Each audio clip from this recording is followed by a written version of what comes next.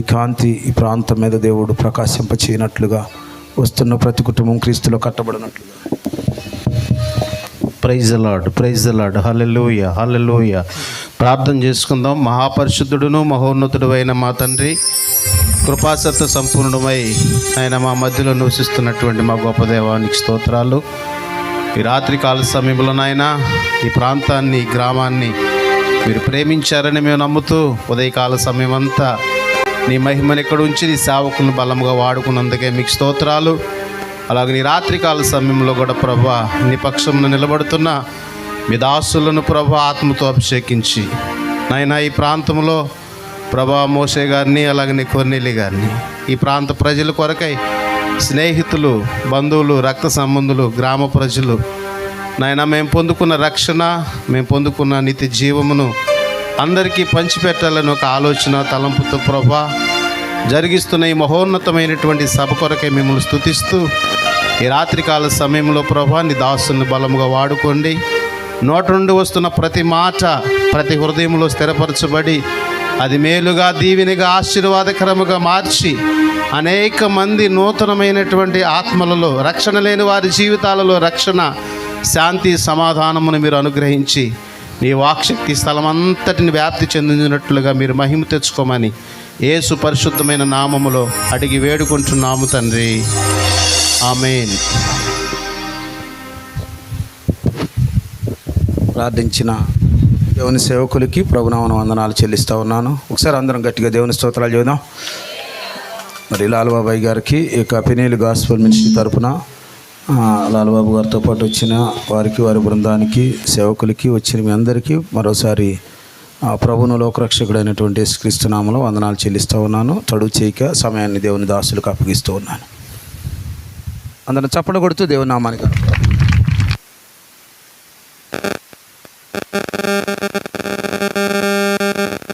హల్లెలూయా. దేవుని పరిశుద్ధమైన ప్రశస్తమైన ఘననామమున మీ అందరికీ శుభాభివందనాలు. చాలా సంతోషము.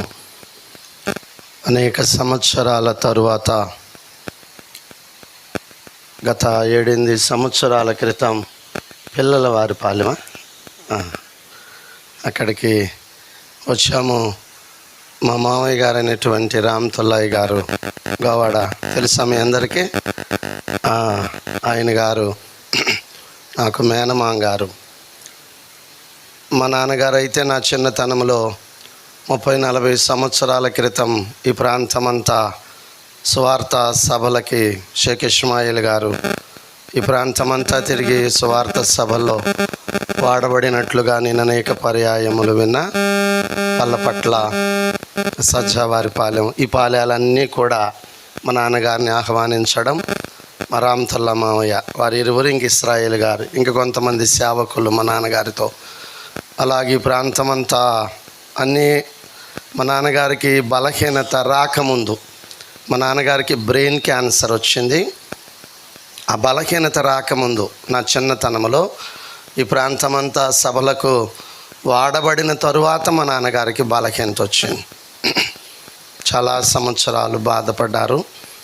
మద్రాసు నేను గత 6-7 సంవత్సరాల క్రితం పిల్లలవారి పాలెం వచ్చినప్పుడు చాలామంది సేవకులు నన్ను అడిగారు, అయ్యా నాన్నగారు బ్రతికున్నారా అని.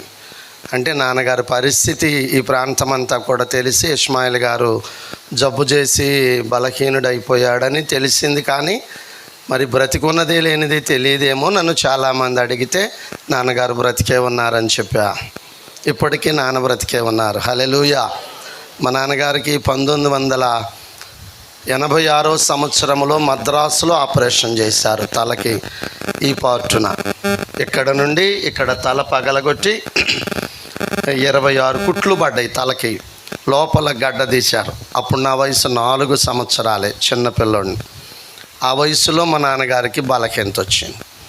మద్రాసులో 2-3 నెలలు ఉన్నారు. అడిగారు క్యాన్సర్ హాస్పిటల్, అది అక్కడ ఉన్నారు నాన్నగారు.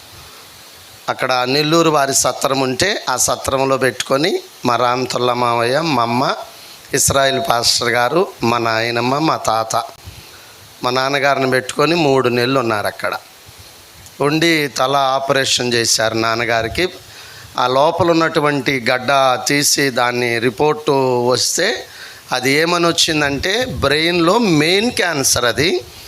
ఆ క్యాన్సర్ వచ్చినటువంటి వ్యక్తి 6 మాసాలే బ్రతుకుతాడని రిపోర్టు తెచ్చారు. అవి తీసుకొని మా నాన్నగారి తలకు 24 కరెంట్లు పెట్టించుకొని, అది ఆఖరి అవకాశమిక, మీరు ఆ కరెంట్లు పెట్టించుకొని ఆంధ్ర వెళ్ళిపోండి, కొన్నాళ్ళు ఒక 6 నెలల లోపు చనిపోతాడని చెప్పి ఆ కరెంట్లు పెట్టి మా నాన్నగారికి ఇంటికి పంపించారు. అట్లా మా నాన్నగారు ఇంటికి వచ్చిన తరువాత ఇక చనిపోతాడు అన్న తీర్మానంతో మా పెద్దక్కాయి, మా నాన్నగారికి 4 ఆడపిల్లలు, నేను ఒక్కడిని. మా పెద్దక్కాయి పెళ్ళి మా నాన్న మద్రాసు నుంచి వచ్చిన ఒక 10 రోజుల్లోనే మా పెద్ద మేనత్త పలకరించడానికి వచ్చి విజయవాడ నుంచి మా నాన్నగారి పరిస్థితి చూసి 3 రోజుల్లో లగ్గం పెట్టుకొని ఆమె పెద్ద కొడుక్కి మా పెద్దక్కాయిని మా నాన్న అట్లా కూర్చోబెట్టి పెళ్లి చేశారు. ఒక్క పెళ్ళన్న చూసి చచ్చిపోతాడని. ఆ స్థితిలో, ఆ భయంకరమైన స్థితిలో మా నాయనమ్మ గారి ప్రార్థన, మేము ఇలాగూ ప్రభువులో నడిపించబడడానికి మా నాయనమ్మ గారే ప్రార్థన. మా ప్రాంతంలో మా స్థానమ్మ గారు, ఆమె గారి ద్వారానే నాన్నగారు కూడా పరిచర్య.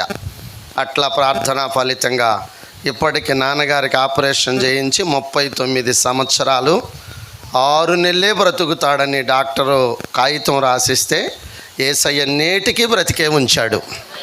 హల్లెలూయా. నాన్నగారు ఇంకా బ్రతికే ఉన్నారు సజీవంగా. నాన్నగారికి 73 సంవత్సరాలు వచ్చినాయి. అలాగుండి దేవుని వాక్యం ఇంకా ప్రకటన చేస్తూనే ఉన్నాడు. అంటే నడవలేడు కానీ కూర్చొని దేవుని వాక్యాన్ని ప్రకటన చేస్తున్నాడు.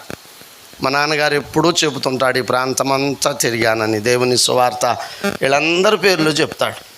సంసోన్ గారని, కొర్నేలి గారని, తిమోతి గారని, ఇంకా చాలామంది సేవకుల పేర్లన్నీ చెప్తాడు చక్కగా. వచ్చారు. అట్లా దేవుని కృపచేత బ్రతికించబడి ఇలాగూ దేవుని పని చేయడానికి కృప చూపిన దేవునికి స్తోత్రాలు చెల్లిద్దాం.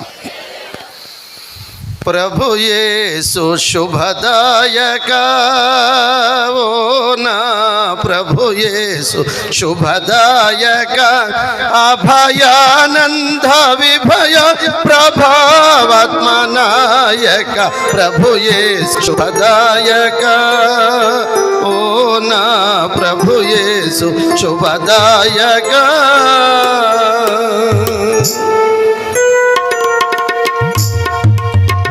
ఏమీ ఎరుగని దీనులమయ్యా, నియమములేనో నేర్పినావు. ఏమీ ఎరుగని దీనులమయ్యా, నియమములేనో నేర్పినావు.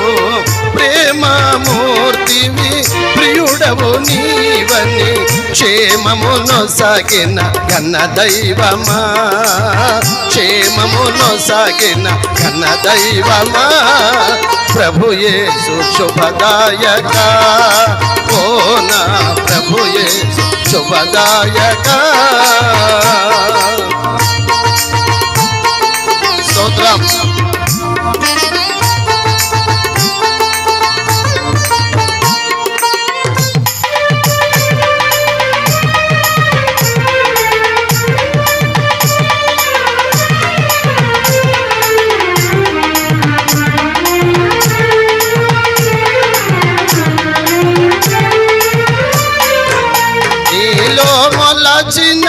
షోలోమితివని నీలో నిలచిన ద్రాక్ష తీగనియా,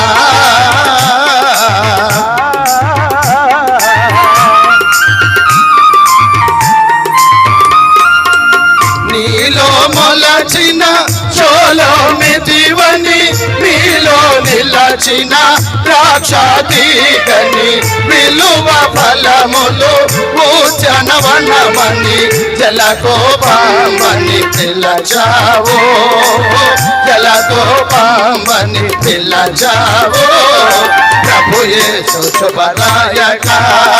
ఓ నా ప్రభు యేసు శుభదాయక అభయానంద విభయ ప్రభావాత్మనాయక ప్రభు యేసు శుభదాయక ఓ నా ప్రభు యేసు శుభదాయక.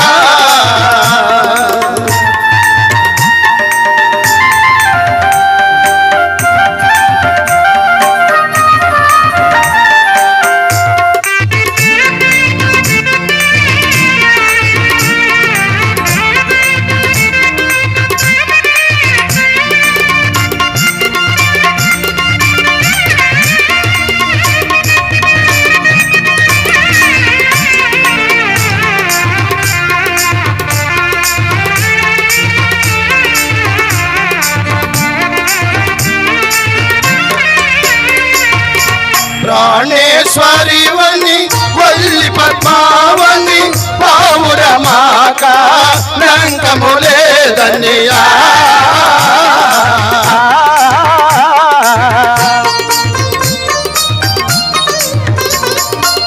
ప్రాణేశ్వరివని వల్లి పద్మావని పావురమాక నంకములేదని ప్రాణము పెట్టిన ప్రాణ ప్రియుడా ప్రాణము నీకే అర్పణమో నా ప్రాణము నీకే అర్పణమో ప్రభు యేసు శుభదాయక ఓ నా ప్రభు యేసు శుభదాయక అభయానంద విభయ ప్రభావనాయక ప్రభు యేసు శుభదాయక ఓ నా ప్రభు యేసు శుభదాయక.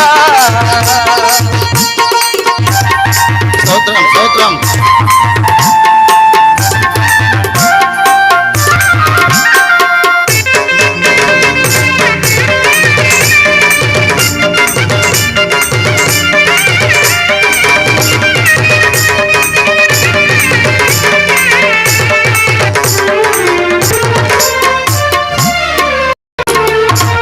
వికసిత మునసిత చారును పుష్ప ప్రకట విశాంతి సుగంధ బాత్మములా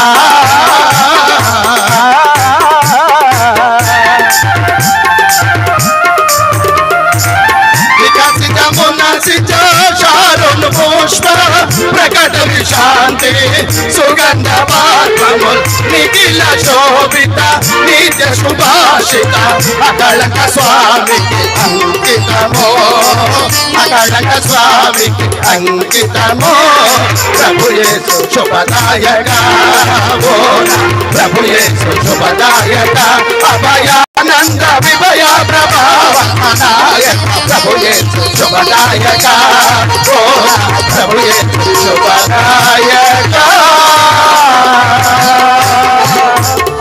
పరిశుద్ధుడా దయగలిగిన తండ్రి కృప కలిగిన గొప్ప దేవుడా స్తోత్రాలు.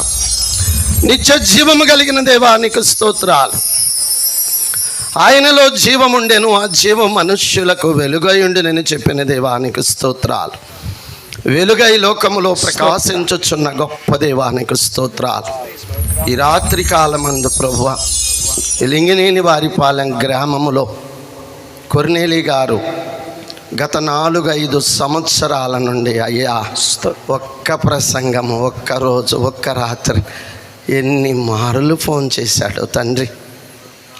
ఈ సంవత్సరం ఇలాగూ నీ కృపచేత మోషే గారు ప్రభువా అయ్యా ఎలాగైనా సరే ఒక్కసారి రావాలి మా ప్రజల మధ్యకు మా స్వజనుల మధ్యకు నీ వచ్చి దేవుని సందేశం అందించాలని ఎన్ని దినముల నుండో ఈ ప్రయాస, ఎన్ని సంవత్సరాల నిరీక్షణ తండ్రి నీకు స్తోత్రాలు. గొప్ప దేవుడా ఈనాడు తెలియని ప్రజల మధ్యకు వచ్చి నిలబడి నీ దైవ సందేశం అందించడానికి నేనే పాటివాడనయ్యా. మీరుండి మాటలాడమని అడుగుతున్నా. ఆది అపోస్తుల నోట నీ మాట ఉంచిన దేవుడవయ్యా నీకు స్తోత్రాలు. మీరు మాటలాడండి, మీ స్వరమును వినిపించండి ప్రభువా. జుంటె తేనె ధారల కంటే మధురమైన నీ స్వరం. మేమందరము అన్యులము నిన్ను ఎరుగునటువంటి వారం. నన్ను వెదకని వారికి నేను దొరికి తినన్నావయ్యా. గొప్ప దేవుడా నీకు స్తోత్రాలు. మేమైతే నిన్ను వెతకలేదు కానీ నీవే మమ్మలను వెతకి వచ్చి రక్షించి, అపోస్తులుడైన పౌలు గారు అంటున్నాడు, మేము ప్రేమించుచున్నామని కాదు కానీ నీవే మమ్మలను ప్రేమించి పరలోకములో వీడజాలనంత భోగభాగ్యములన్నీ విడిచిపెట్టి రక్త మాంసాలలో పాలిభాగస్తుడుగా ఈ లోకములోనికి వచ్చి మా కొరకు ప్రాణ త్యాగము చేసిన ఘనుడవయానికి స్తోత్రాలు. కొద్ది నిమిషములు బలహీనుడనైన నన్ను మరుగుపరిచి మీరే మాటలాడి మహిమ పొందమని యేసుక్రీస్తు నామమున అడిగి వేడుకొనుచున్నాము తండ్రి, ఆమేన్. హల్లెలూయా. పరిశుద్ధ గ్రంథము నుండి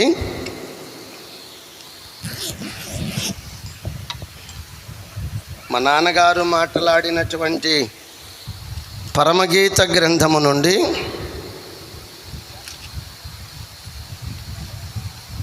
ఒక చిన్న మాటను ధ్యానము చేద్దాం. పరమగీత గ్రంథము 3వ అధ్యాయము, పరమగీత గ్రంథం 3వ అధ్యాయము 6వ వచనాన్ని ధ్యానము చేద్దాం. ధూమ స్తంభము వలె అరణ్య మార్గమున వచ్చు ఇది ఏమి. చాలు, శ్రద్ధగా కొద్ది నిమిషాలు ఆత్మ సంఘములతో చెప్పుచున్న మాట చెవిగలవాడు వినుగాక. కనుక రాత్రి మనమందరము కూడా, మీతో నేను కూడా, దేవుని మాట వినుటకు ఆసక్తి కలిగిన వారమై కొద్ది నిమిషాలు దేవుని మాటను విందాం. ఈ చదవబడినటువంటి ఈ లేఖన భాగము, ఇది పరమగీత గ్రంథం. ఏ గ్రంథం? పరమగీత గ్రంథం. బైబిల్ గ్రంథము 66 పుస్తకముల సముదాయం. పాత నిబంధనేమి, క్రొత్త నిబంధనేమి. ఎన్ని? 66 పుస్తకాలు. ఈ 66 పుస్తకాలలో ప్రాధాన్యత కలిగినవి, ఎన్నిక చేయబడినవి 3 గ్రంథాలు. 1 పరమగీత గ్రంథము, 2 దానియేలు గ్రంథము, 3 ప్రకటన గ్రంథం. హల్లెలూయా చూద్దాం. ఎన్ని గ్రంథాలు? 3 గ్రంథాలు. దానియేలు గ్రంథము, పరమగీత గ్రంథము, ప్రకటన గ్రంథం. ఈ పరమగీత గ్రంథమును రచించినటువంటి రచయిత రాజైనటువంటి సొలొమోను గారు. ఈయన తన జీవితంలో 4 గ్రంథాలు రచించారు. ఎన్ని? 4 గ్రంథాలు. 1 సామెతల గ్రంథం, 2 ప్రసంగి గ్రంథం, 3 పరమగీత గ్రంథం. బైబిల్లో లిఖింపబడనటువంటి గ్రంథము వృక్ష గ్రంథాన్ని కూడా రచించారు ఆయన. 4 గ్రంథాలు రచించారు. భక్తులైన వారు ఎలాగూ దాన్ని తేల్చారంటే, పరమగీత గ్రంథమేమో యవన ప్రాయములో, సామెతల గ్రంథమేమో నడి ప్రాయములో, ప్రసంగి గ్రంథమేమో వృద్ధాప్యములో రచించినట్లుగా తేల్చబడినది. ఈ 3 గ్రంథాలు బైబిల్లో రచించబడినవి. ఆయన రాజు అయినటువంటి సొలొమోను. దీనికి ఏమని పేరు పెట్టాడంటే పరమగీతము అని పేరు పెట్టాడు. అమ్మ వింటున్నారా? ఏ గీతము? పరమగీతం.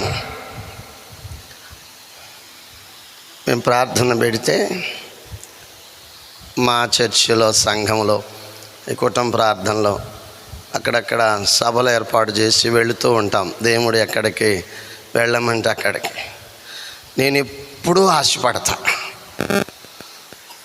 జనమందరూ ఎటుండాలని, జనమందరూ ఎదురే ఉంటే బాగుండు, అటుపక్కకి ఇటుపక్కకి తిరగకుండా ఆ భాగ్యం ఎప్పుడు దొరుకునా అని అనుకుంటా నా మనస్సులో. మా కోటాల కూడా అంటూ ఉంటా, అబ్బాయి అట్ట కూర్చోబెట్టబాకండ్రా, జనమంతా ఎదురే కూర్చోబెట్టమని. నేను కారు దిగటమే చూసా. ఇక్కడ కూడా ఏం చేయాలని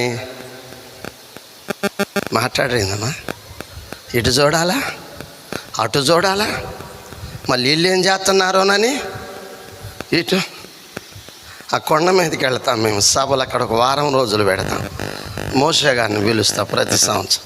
అక్కడ కూడా కదుపులుగా కొండ మీద కూర్చోబెడతామే జనాన్ని. అందరూ ఒకసారి కూర్చునే అవకాశం ఉండదు.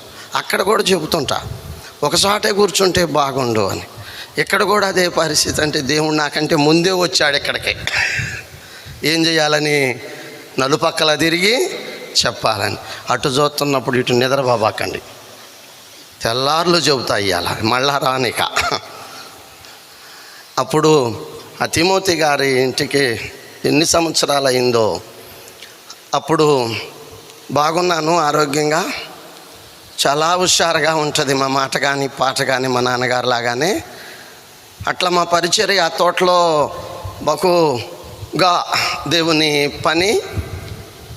అందరు హిందువుల మధ్య మా పరిచర్య కూడా. నాయనమ్మ 60 సంవత్సరాల నాడే ప్రభువులో దేవుని చేత పిలువబడి ఆ తోటలో మా సాయిబులిళ్ళ మధ్య మందిరాన్ని కట్టి సువార్త ప్రకటించిందమ్మ. చనిపోయింది 2005లో. ఆ చనిపోతూ చెప్పింది నాకు, జాగ్రత్త అయ్యా అని. ఆ జాగ్రత్తలో ఎంత అర్థం ఉందో నేను అప్పుడు గమనించుకోలేకపోయా. ఒక 10 నిమిషాలుగా చచ్చిపోయేదానిగా చెప్పింది జాగ్రత్త అని. సంఘం జాగ్రత్త, మందిరం జాగ్రత్త అని. సంఘాన్ని అయితే కాపాడుకోగలిగాడు కానీ మందిరాన్ని కాపాడుకోలేకపోయా. అంటే ఏం లేదు, ఇట్లా మందిరం, ఆ మందిరం చాలటం లేదని చెప్పి ప్రార్థన చేసి సంఘస్థులందరికీ చెప్పి, ఒక 100 మంది ఉన్నారు అప్పుడు నాయనమ్మ చనిపోయేటప్పుడు. ఆ 100 మందికి చెప్పి చర్చిలో మళ్ళా వారం వచ్చేటప్పటికి మందిరాన్ని వడదీయించేసాం. అది మలాటులతో పగలగొట్టించా మందిరం. ఈ పక్కన స్థలం కూడా తీసుకున్నాం, మా వాళ్ళు అమ్ముతుంటే సాయిబులు. అది ఇది కలిపి మొత్తం కలిపి పెద్ద మందిరం ఎత్తామని. ఎందుకో ధనాన్ని సమకూర్చాడు, పనివారిని సమకూర్చాడు, అన్నీ సమకూర్చాడు, కానీ మందిరం కట్టలేకపోయాం. ఆ పునాది వేసాము, పిల్లర్సు ఇంతలా ఉన్న పిల్లర్సు అపార్ట్మెంట్కి వేసి అంత పిల్లర్స్ చేయించా. దిట్టంగా వేసేక పని కొనసాగుతూ స్లాబ్కి వస్తున్న తరుణంలో ఆ చుట్టుపక్కల వారందరూ ఏకమై మందిరం కట్టడానికి లేదని అభ్యంతరపరిచి, అమ్మ నేటికి కట్టలేదురా మందిరం. మందిరం వడదీసి 14 సంవత్సరాలు అయింది. మందిరం అలాగే ఆగిపోయింది. ఆ పరిస్థితుల్లో చాలామార్లు వారు నన్ను కబురు చేసినా నేను రాలేనటువంటి స్థితిలో నాయనమ్మ ఒక 10 నిమిషాలకు చనిపోయేదనగా నాకు చెప్పిన మాట అదే, మందిరం జాగ్రత్త అని. నేను ఆ జాగ్రత్త పరచలేక దాన్ని పెద్దది చేయాలన్న తలంపుతో దాన్ని ఉడదీశాను, కానీ దానికి కట్టలేకపోయా. ఆరాధన జరపడానికి అవకాశం లేక పక్కన ఇల్లుంది ఉండడానికి. ఆ ఇంటి ముందు తాటాకు పందిళ్ళు వేసి ఆ తాటాకు పందిళ్ళలో 2 సంవత్సరాలు జరిపి ఆరాధన, వర్షంలో చల్లో వడగాల్లో అట్లాగే ఆరాధన జరిపిన, అట్లా కూడా జరపనివ్వలేదు. అసలు ప్రార్థన అన్నమాట మా ఊర్లో వినపడడానికే వెళ్ళేదని. చాలా ఆటంక పరిస్థితి. అక్కడి నుంచి మా నాన్నగారు కొల్లిపరలో ఉన్నారు, అక్కడ పరిచర్య. నాన్నగారు మందిరం ఉంది అక్కడ. మా నాన్న వచ్చి, అయ్యా ఇక్కడ ఇంత ఇబ్బంది పడవద్దు, అక్కడ చేద్దాం దేవుని పని అని నన్ను, మా పాస్టమ్ గారిని, మా పిల్లల్ని, మా అబ్బాయిను, వాడప్పుడు 4 సంవత్సరాల పిల్లోడే, ఆ పిల్లోడిని 2 సంవత్సరాల పిల్ల కొల్లిపరేళ. అక్కడ 8 నెలలు ఆరాధన జరిపా. అక్కడ చేంతమ చెట్లు కింద, మళ్ళా అక్కడ ఆధారం ఏమీ లేదు, సైడ్ కాలువలు. ఆ కాలువలన్నీ పొంగి ఆ పట్టాల కిందకి రావటం, దుర్వాసన, జనం అట్ట కూర్చుంటే బట్టలన్నీ తడిచిపోవడం. నాయనమ్మ ఉన్నటువంటి ఆ మందిరాన్ని ఓడదీసి 60 సంవత్సరాల సంఘం మాది, పాత సంఘం, పెద్దలందరూ కూడా ఎంతో బాధపడుతున్న ఆ తరుణంలో చాలామంది సేవకులు నన్ను వాక్యం చెప్పడానికి కబుర్లు చేసిన నేను బయటికి రాలేనటువంటి పరిస్థితిలో ప్రార్థన చేసి సంఘం ఒక 100 మంది అయ్యారు, 150 మంది అయ్యారు. కానీ ఆరాధించడానికి స్థలం లేదు, మందిరం లేదు. ఆ చేంతమ చెట్ల కింద 1 సంవత్సరం పాటు జరిపాయి, 8-9 నెలలు. అక్కడ జరపలేనటువంటి పరిస్థితుల్లో ఇక ఆధారం లేక, ఊరిలో ప్రార్థన చేయడానికి వెళ్ళాక, ఊరికి 1 కిలోమీటర్ దూరంగా మా పొలం ఉంటే ఒక 10 సెంట్లు అక్కడ మా నాయనమ్మ గారికి సమాధి కట్టాం, భూస్థాపన చేశాం. ఆమె అక్కడ అది అట్టి పెట్టుకుంది, కొనుక్కొని, బ్రతికుండగానే కొనుక్కుంది. అది అక్కడ చేయండి నన్నని. అక్కడికి వెళ్ళా. ఇక్కడ ఊళ్ళో అవకాశం లేక ఆ సమాధి దగ్గర పంపు ఉంది, అక్కడ సంఘానికి చెప్పా, అమ్మ మనం ఇక్కడికి వెళ్ళటం బాగోటం లేదు, అక్కడికి ప్రార్థన చేసుకుందాం రమ్మని. కూర్చోడానికి అక్కడ స్థలం ఉంది, మెరకదోలేం కొద్దిగా, ఒక 2-3 సెంట్లకి. అక్కడ ప్రార్థన ఆరంభించి ఉపవాసాలుండి దేవుని సన్నిధిలో ఒక 60-70 మందిమి, 11 శుక్రవారాలు, 15 శుక్రవారాలు, ఒక రోజల్లా అన్నపానాలు మానివేసి అట్లా ప్రార్థన చేయగా 4-5 మాసాలకు మాకు సమాధానం వచ్చింది దేవుని దగ్గర నుంచి. అయ్యా, ఇక గ్రామంలోకి వెళ్ళవద్దు, ఈ పొలమే దేవుని దేవాలయం అని. హల్లెలూయా. దేవుడు ఆశీర్వదించాడు. ఇక ఊరిలోకి వెళ్ళలేదు. మా పాస్టమ్ గారిని పిల్లల్ని తీసుకొని నేను చేలోకి వచ్చా. అది డొంక, పొలాల్లోకి వెళ్ళే డొంక, తుమ్మ చెట్లు, పుట్టలు, తాసుబాములు, కరెంటు లేదు. అయినను దేవుని మీద భారం వేసి బ్రతుకుట క్రీస్తే, చావైతే లాభం. మా సాయిబులందరికీ చెప్పి నేను ఊరు బయటికి వెళుతున్నా, అక్కడే ఉంటా, మీరు ఆదివారం ఆరాధనకు అక్కడికి రండి అని చెప్పి అక్కడ మా సంజీవ, మా సంఘ పెద్ద ఎర్రంశెట్టి సంజీవరావు గారు, ఆయన గారు, వారి నాన్నగారు, ఇంకా కుండకర్ల శ్రీనివాసరావు, ఇంకా వాళ్ళు సహవాసంలో ఉన్నటువంటి ఆత్మీయ బిడ్డలు, అత్తోట గ్రామస్తులు, నాకు తోడుగా మా సాయిబులు, సంఘస్థులు తోడుండి అక్కడ ఒక మన కోళ్ళ ఫారం లాగా అంత పాక మాకు ఏర్పాటు చేశారు. ఒక చిన్న గదిలో వండుకొని తినడానికి, ఆరాధన జరపడానికి. అట్లా పాముల మధ్య, తేళ్ల మధ్య, తాసుపాముల మధ్య, కట్ల పాముల మధ్య నా పిల్లలను పడుకోబెట్టుకొని 7 సంవత్సరాలు కరెంటు లేదు. చేలోకి వెళ్ళాక కరెంట్ ఇవ్వలేదు మాకు అక్కడికి. అట్లా బుడ్లు పెట్టుకొని ఆరాధన జరిపి పిల్లల్ని పట్టా మీద పనుకోబెట్టుకుంటే తెల్లారి దులిపితే 2-3 కట్ల పాములు పరిగెత్తాయి పట్టాల్లో గుండా. మండర గబ్బలు, అంతంతలా మండర గబ్బలు. మేము ఎన్నడూ చూడలేదు. అట్లా పొలం వెళ్ళిన వారం కాదు అసలు. అయినను దేవుని తీర్మానంతో అక్కడే స్థిరపడాలి. మా పాస్టమ్ గారు నేను తీర్మానం తీసుకొని, అమ్మాయి మా మేనత్త కూతురే, మా బామ్మరిది, నేను చచ్చిపోయాననుకో, ఇక్కడ ఏదన్నా కుట్టినా ఏదన్నా బలకేంత వస్తే నన్ను మళ్ళీ ఊళ్ళో ఇంటికి తీసుకెళ్ళబాక, నాయనమ్మ సమాధి పక్కనే నన్ను సమాధి చేశాయి. నేను చచ్చిపోతే నువ్వు పిల్లలను తీసుకొని ఊళ్ళోకి వెళ్ళిపో, నువ్వు చచ్చిపోతే ఇక్కడే పాతి పెడతా, పిల్లలను పెట్టుకొని నేను దేవుని పని చేస్తా. ఊరితో గ్రామంతో మనకు పని. మనం ఆరాధించడానికి గ్రామంలో దేవునికి స్థలము లేనప్పుడు మనం ఉండడానికి అక్కడ వీలు లేదు. ఎక్కడ దేవుణ్ణి ఆరాధించడానికి మనకు స్థలము దొరికితే అక్కడే ఉండి దేవునికి మనకు ఆరాధన చేయాలి. అలాంటి తీర్మానంతో గత 10 సంవత్సరాల క్రితమే కటికి చీకట్లో ఊరికి దూరంగా పొలాల మధ్య పాక వేసుకొని, నాయనమ్మ ఏనాడో కట్టినటువంటి సంఘం ఒక 70-80 మందిని చేతబట్టుకొని ఆ పరిచర్య అలాగూ ఊరు బయట కొనసాగించి ప్రయాసపడి ప్రార్థన చేసి ఆ మట్టి గడ్డల్లోనే గోజాడి దేవునికి ప్రార్థన చేస్తే ఈనాడు దేవుడు ఆశీర్వదించాడు. మా 10 సెంటుకి ఇంకా పెంచి దేవుడు ఇంకో 40 సెంట్లు ఇచ్చాడు ఒక రైతు. అదంతా తీసుకున్నాం, అక్కడ మందిరం కట్టాము. పాక అంతా దేవుడు తీసేశాడు, మంచి మందిరాన్ని ఇచ్చాడు. ఆ 70 మంది ఇవాళ నాకు 700 మంది దేవుడు సంఘాన్ని సమకూర్చాడు. నాయన ముండంగా 10 గ్రామాల వారు వచ్చేవారు. ఇవాళ అత్తోట సన్నిధికి 40-50 గ్రామాల నుండి ఏ గ్రామం అయితే యేసయ్యను నన్ను వెలేశారో ఈనాడు ఆ గ్రామంలో బైబిల్ చేతబట్టుకొని ఊరికి ఆదరి నుండి ఈదరికి అనర్ఘలంగా పాట పాడగలిగిన కృప దేవుడు నాకు. హల్లెలూయా. అంతగా దేవుడు ఆశీర్వదించాడు పరిచర్యలో. ప్రతి కూటానికి మోషే గారిని పిలుస్తా, దేవుని ప్రేమను బట్టి పిలిచి ఆ రోజు అల్లట్టి పెట్టి ఆయన చేత కొద్దిసేపు వాక్యం చెప్పించి ఆ మాట అప్పుడు పరిచర్య అట్లా మాట్లాడటం అంటే నాకు చాలా సంతోషం. మా నాన్నగారి టైం నుండి కూడా. హల్లెలూయా. కొద్ది నిమిషాలు వాక్యములో ఉన్నటువంటి పరమగీతము. పరము అంటే పరలోకము, గీతము అంటే పాట. ఇది పరసంబంధమైనటువంటి పాట. ఈ పరమగీత గ్రంథములో బహిరంగముగా 2, ఆంతరంగికంగా 2 మనుష్యులు మనకు కనబడుతున్నారు. అంటే మొత్తం 4 చెప్పాలి మీరు. 4 బహిరంగముగా 2, ఆంతరంగికముగా 2. బహిరంగముగా కనబడుతున్నదేమో రాజు అయినటువంటి సొలొమోను, దావీదు గర్భవాసాన పుట్టినటువంటి సొలొమోను. ఆంతరంగికముగా దాగి ఉన్న ఆయనేమో సొలొమోనులో దాగి ఉన్న పరసంబంధమైన సొలొమోను. ఆయనే ప్రభువైన యేసుక్రీస్తు. శ్రేష్టమైన మాట ఏమిటంటే ఆయన వచించుచుండగా, అంటే పరసంబంధమైన సొలొమోను చెప్పుచుండగా భూ సంబంధమైన సొలొమోను దీనిని రచించారు. కనుక ఇది పరసంబంధమైనటువంటి గీతం. రెండవది షూలమ్మితి. 700 మంది భార్యలలో అమితముగా ప్రేమించబడినటువంటిది షోలమ్మితి. ఆమె బహిరంగముగా కనబడుతున్నది. షోలమ్మితిలో దాగి ఉన్నది సిద్ధపడిన పెండ్లి కుమార్తె సంఘం. హల్లెలూయా చెప్ప. ఎంతమంది అయ్యారు ఇప్పుడు? మొత్తం 4. 2 సొలొమోనులు, 2 షోలమ్మితులు. సొలొమోనేమో రాశారు, ఎవరిని వర్ణించుచూ రాశాడంటే షోలమ్మతిని వర్ణించుచూ రాశాడు. సొలొమోనేమో ప్రభు అయిన యేసుక్రీస్తు, షోలమ్మితి ఏమో సిద్ధపడిన పెండ్లి కుమార్తె సంఘం. వారిద్దరూ కలిసి పాడుకున్నటువంటి ఆత్మ సంబంధమైన గీతమే ఈ పరమగీతం.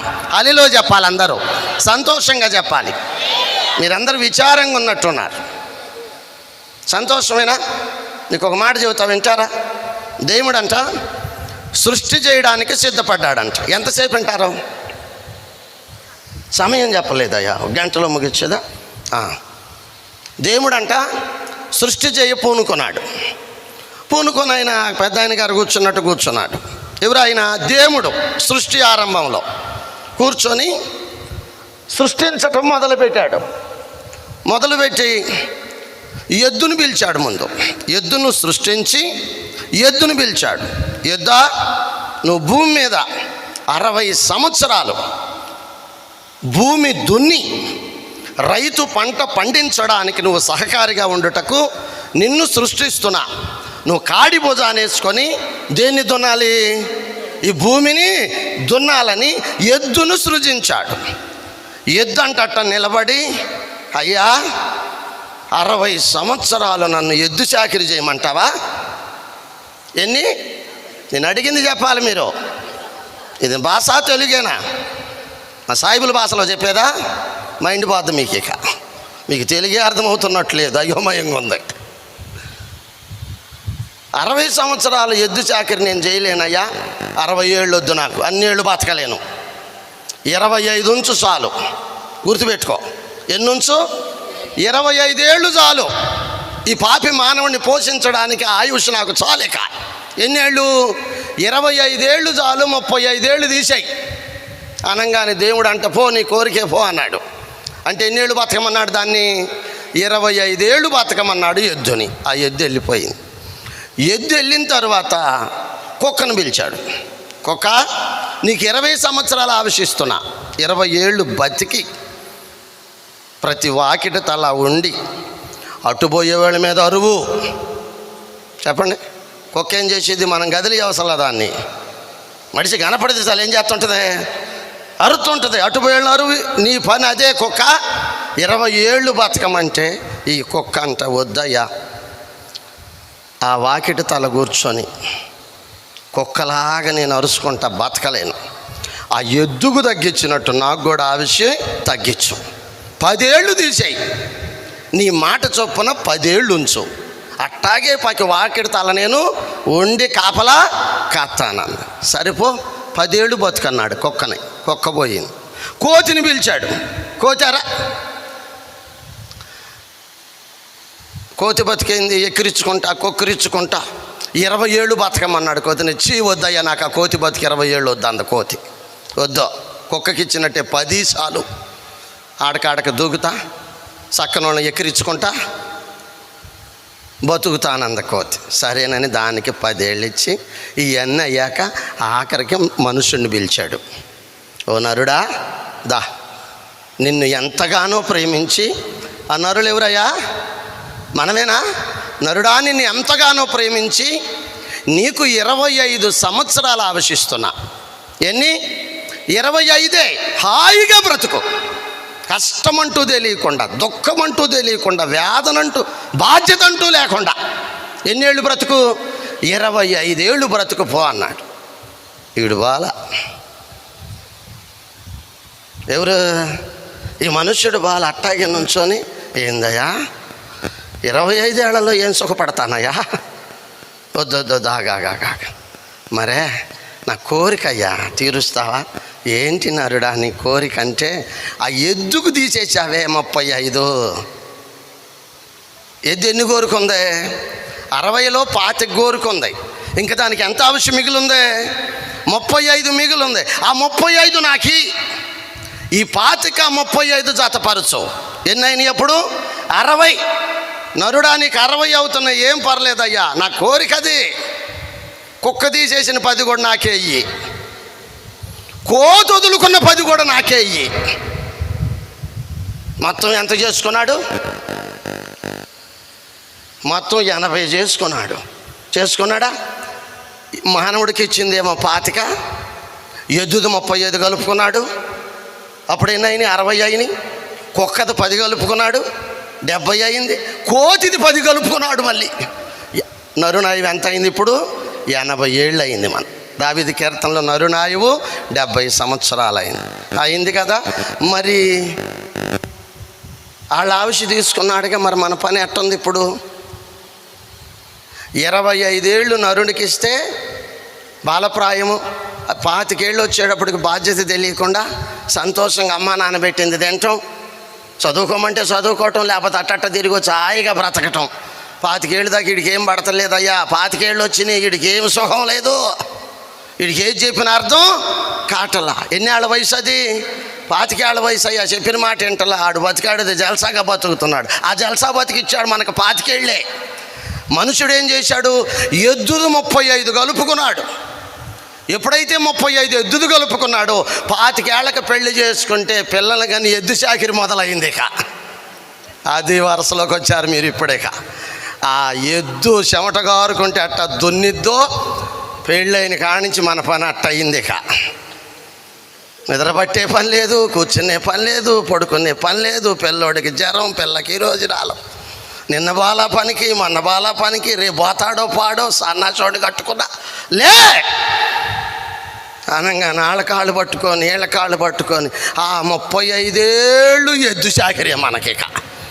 కాదన్నోళ్ళు చెయ్యత్తండి, ఎవరన్నా చెబుతా. చాకిరేనా?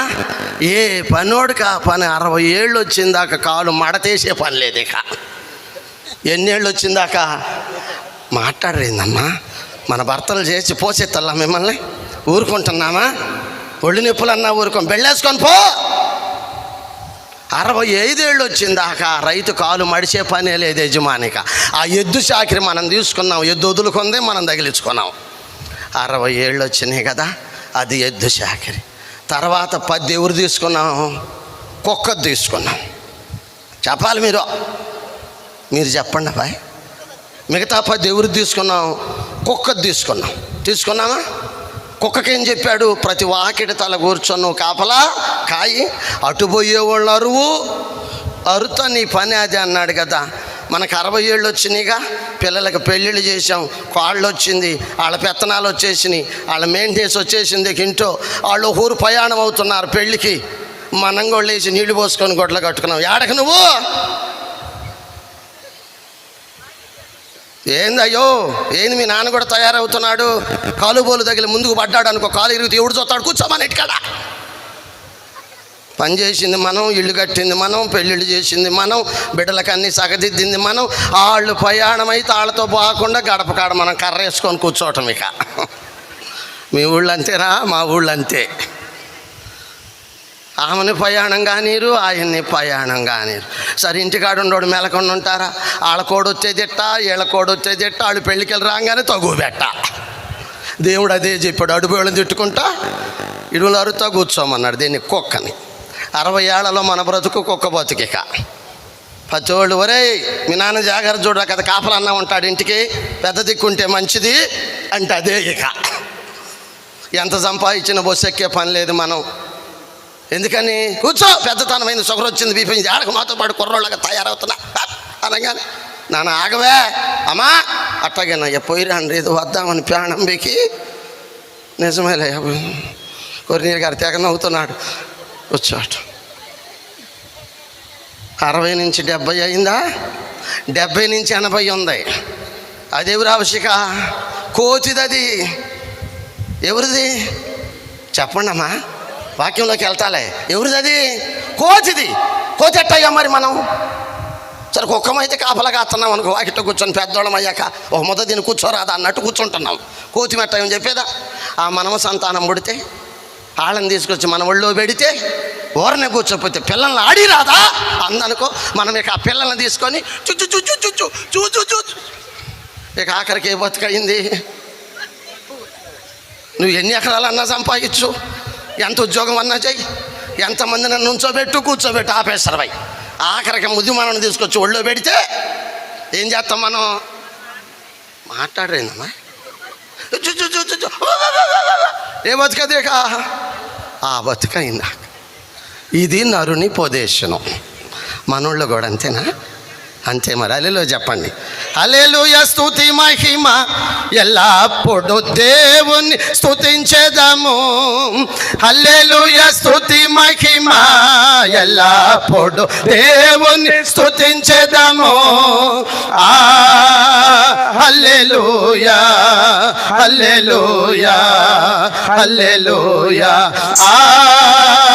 హల్లెలూయా హల్లెలూయా హల్లెలూయా హల్లెలూయా. స్తుతి మహిమ ఎల్లప్పుడు దేవుని స్తుతించెదము.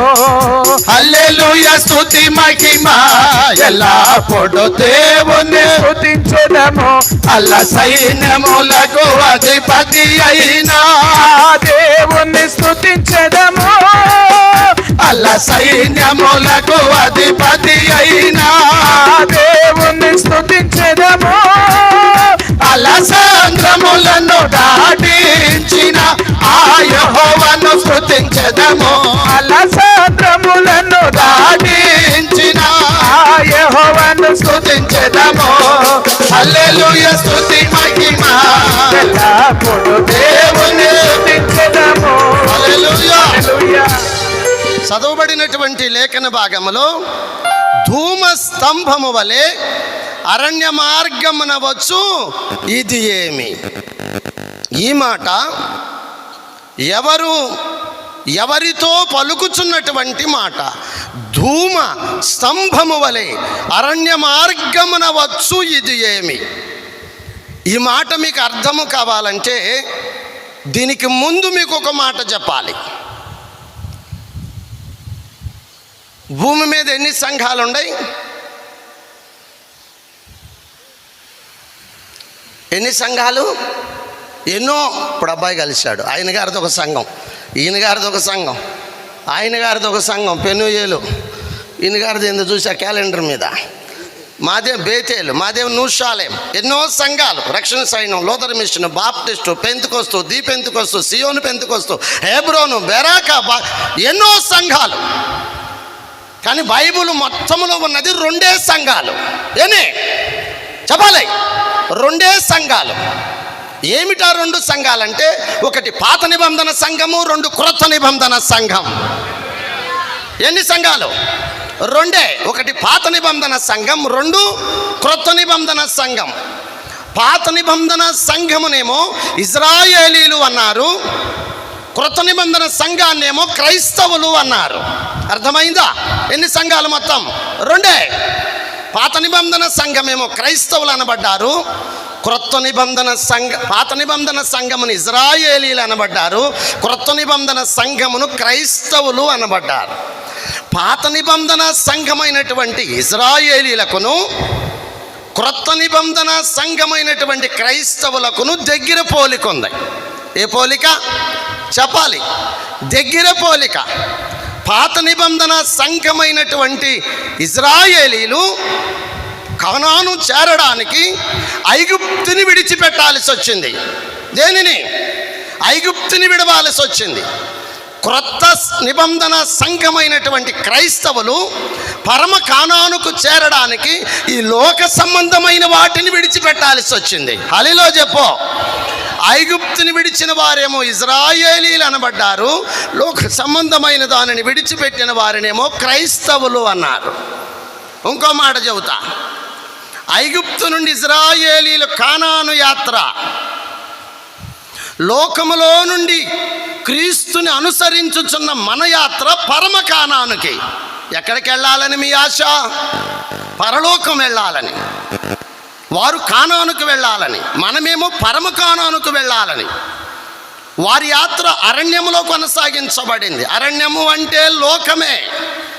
లోకమనే అరణ్యములో ఇజ్రాయేలీలు 40 సంవత్సరాలు యాత్రను కొనసాగించారు. లోకము అనబడిన ఈ అరణ్యములో క్రైస్తవులమైన మనము కూడా విశ్వాస యాత్రను కొనసాగించుచున్నాం. ఏ యాత్ర? విశ్వాస యాత్రను కొనసాగించుచున్నాం. అవునా కాదా? వారు అరణ్యములో యాత్ర చేశారు. అరణ్యము అంటే అడవి, అది లోకానికి సాదృశ్యం. వారి యాత్ర. మనము కూడా అరణ్యం అనబడిన ఈ లోకంలో యాత్రను కొనసాగించుచున్నాం. వారి యాత్ర ఏమో కానానుకు చేరడానికి, మన యాత్ర ఏమో పరమ కానానుకు చేరడానికి. అర్థమైందా? ఇంకొక మాట చెబుతా వినండి. ఐగుప్తు దేశము నుండి వారు బయటికి రావడానికి ఆ రాత్రి కాలమందు ఒక గొర్రె పిల్లను వధించి, దేవునికి స్తోత్రాలు చెప్పండి. దేన్ని వధించి? ఒక గొర్రె పిల్లను వధించి దాన్ని పస్కా విందు అన్నారు. ఆ రాత్రి కాలమందు ఆ గొర్రె పిల్లను వధించి దాని మాంసమును వండి మోషే ఇజ్రాయేల్ అందరిని కూడా ఈ రాత్రి కాలమందు వధించబడినటువంటి ఆ గొర్రె పిల్ల మాంసమును భుజించమను. ఎలా భుజించాలంటే ప్రతివారు నడుములు కట్టుకోమను, కాళ్లకు చెప్పులు తొడుక్కోమను, కర్రలు చేతబట్టమను. నడుములు బిగించాలి, పాదములకు చెప్పులు తొడగాలి, కర్రలు చేతబట్టాలి. ఆ రాత్రి ఆ పస్కా పశువును వధించి దాని మాంసమును భుజించి త్వరపడి మీరు ఐగుప్తుని విడిచిపెట్టి కానానుకు యాత్రను కొనసాగించమన్నాడు. అలిలో చెప్పు. ఐగుప్తు దేశము నుండి ఇజ్రాయేలీల కానాను యాత్ర ఆ రాత్రి కాలమందు గొర్రె పిల్ల బలితో ఆరంభమైంది. ఏ బలితో? గొర్రె పిల్ల బలితో ఆరంభమైంది. ఈనాటి మన క్రైస్తవ యాత్ర ఎవరి బలితో? చెప్పాలి పెద్దగా. యేసయ్య బలితో. కలవరి కొండపై, కపాల స్థలములో, బోడి కొండపై, గొల్గోతా పర్వతంపై 2 దొంగల నడుమ 3 మేకుల మీద వేలాడదీయబడి మనందరి కొరకు గొర్రె పిల్ల వలె వదకు తేబడిన గొర్రె పిల్ల బొచ్చు కత్తిరించువాని ఎదుట మౌనముగా ఉన్నట్లుగా మన కొరకు మౌనముగా నిలబడి కలవరి కొండపై యేసయ్య బలి యాగముతో మన క్రైస్తవ యాత్ర ఆరంభమైంది. యేసయ్య బలి కాకపోతే క్రైస్తవత్వమే లేదు. చెప్పేదా? అబ్రహాములో నుండి ఇస్సాకు, ఇస్సాకులో నుండి యాకోబు, యాకోబులో నుండి ఇజ్రాయేలీలు, ఇజ్రాయేలీలలో నుండి యూదులు, యూదుల్లో నుండి క్రీస్తు, క్రీస్తులో నుండి వచ్చిన మనం అందరమే క్రైస్తవులం అనబడ్డాం. హల్లెలూయా! క్రీస్తును అంగీకరించిన మనం అందరము క్రైస్తవులమే. యేసుని రక్తమందు కడుగబడి వాక్యం చే నిత్యం భద్రపరచబడి, యేసుని రక్తమందు వాక్యం చే నిత్యం భద్రపరచబడి నిష్కళంక పరిశోధనతో చేరదనేను, నిష్కళంక పరిశోధనతో చేరదనేను, బంగారు వీధులలో తిరిగేదను, బంగారు వీధులలో తిరిగేదను, ప్రియా యేసు రాజును చూసిన చాలు,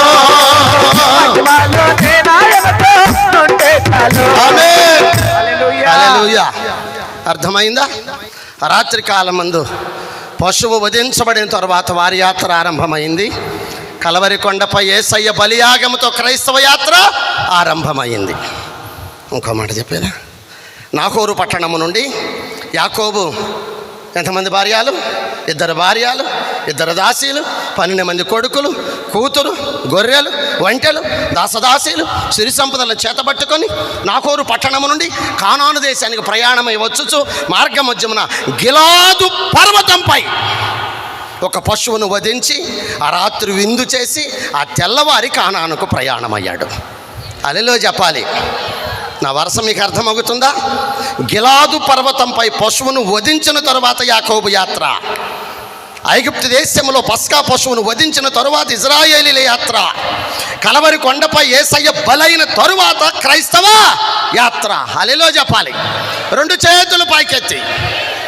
అలాగు బలితో ఆరంభమైనదే క్రొత్త నిబంధన సంఘం, అదే క్రైస్తవ సంఘం. వాళ్ళెవరు? మనమేనా?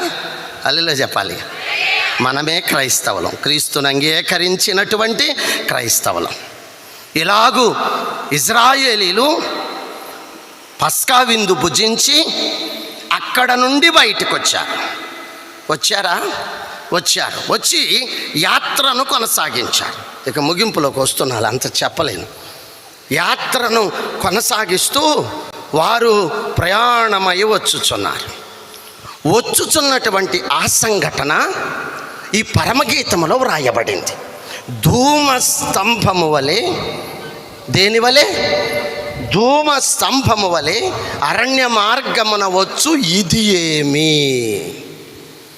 ఇజ్రాయేలీలంట ఐగుప్తు నుండి బయటకు వచ్చి వారి యాత్రను చేస్తుంటే అటు మిద్యానీయులేమి, అమోరీయులేమి, అమాలేకీయులేమి, యెబూసీయులేమి, హత్తీయులేమి, పెరిజ్జీయులేమి అనేక మంది జాతుల వారంట అరణ్యములో గుండా ఇజ్రాయేలీలు యాత్ర చేస్తుంటే ఆ చూచే వారి కన్నులకంట ఇజ్రాయేలీలు కనబడటములా. ఏం కనపడటంలా? ఇజ్రాయేలీలు కనబడటంలా. ఆ చూచేవారికి ఏం కనపడుతుందంటే ధూమము కనపడుతుంది. అర్థమైందా నాయన? ధూమము అంటే పొగ. చెప్పు, ధూమము అంటే పొగ. పొగలో మనిషి చిక్కుకున్నాడు అనుకో, చూసేవాళ్ళకి ఏం కనపడిద్ది? పొగే కనపడిద్ది. ఒరి పొగే కదరా, మడిచి ఉండాడురా పొగలో మడిచి. ఆ పొగే వారికి కనబడుతుంది. దాన్ని పరమగీతంలో సొలొమోను ధూమము అని రాశాడు. ఏమిటా ధూమం? ధూమము అంటే పొగ, గుర్తుపెట్టుకోండి. 2, ధూమము అంటే మేఘం. 3, ధూమము అంటే మహిమ. హల్లెలూయా చెప్పండి. మేఘం ఎట్లుంటుంది? పొగలాగే ఉంటుంది.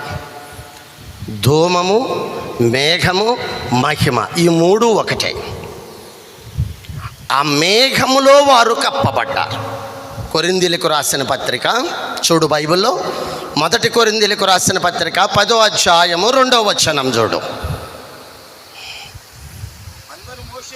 అందరూ మోషేని బట్టి మేఘములోను సముద్రములోను, అందరూ మోషేని బట్టి మేఘములోను సముద్రములోను బాప్తిసం పొందిరి. హల్లెలూయా. ఐగుప్తు నుండి బయటకు వచ్చిన ఇజ్రాయేలీలపై ఏమున్నదయ్యా అంటే మేఘం ఉంది. ఏముంది చెప్పండి అందరూ కూడా? మేఘం. ఏమిటి మేఘం? ఇది ఇంకా బైబిల్ ఎక్కడన్నా ఉందేమో చూద్దాం ప్రియదేవుని బిడ్డలారా. పరిశుద్ధ గ్రంథము నుండి నిర్గమాకాండము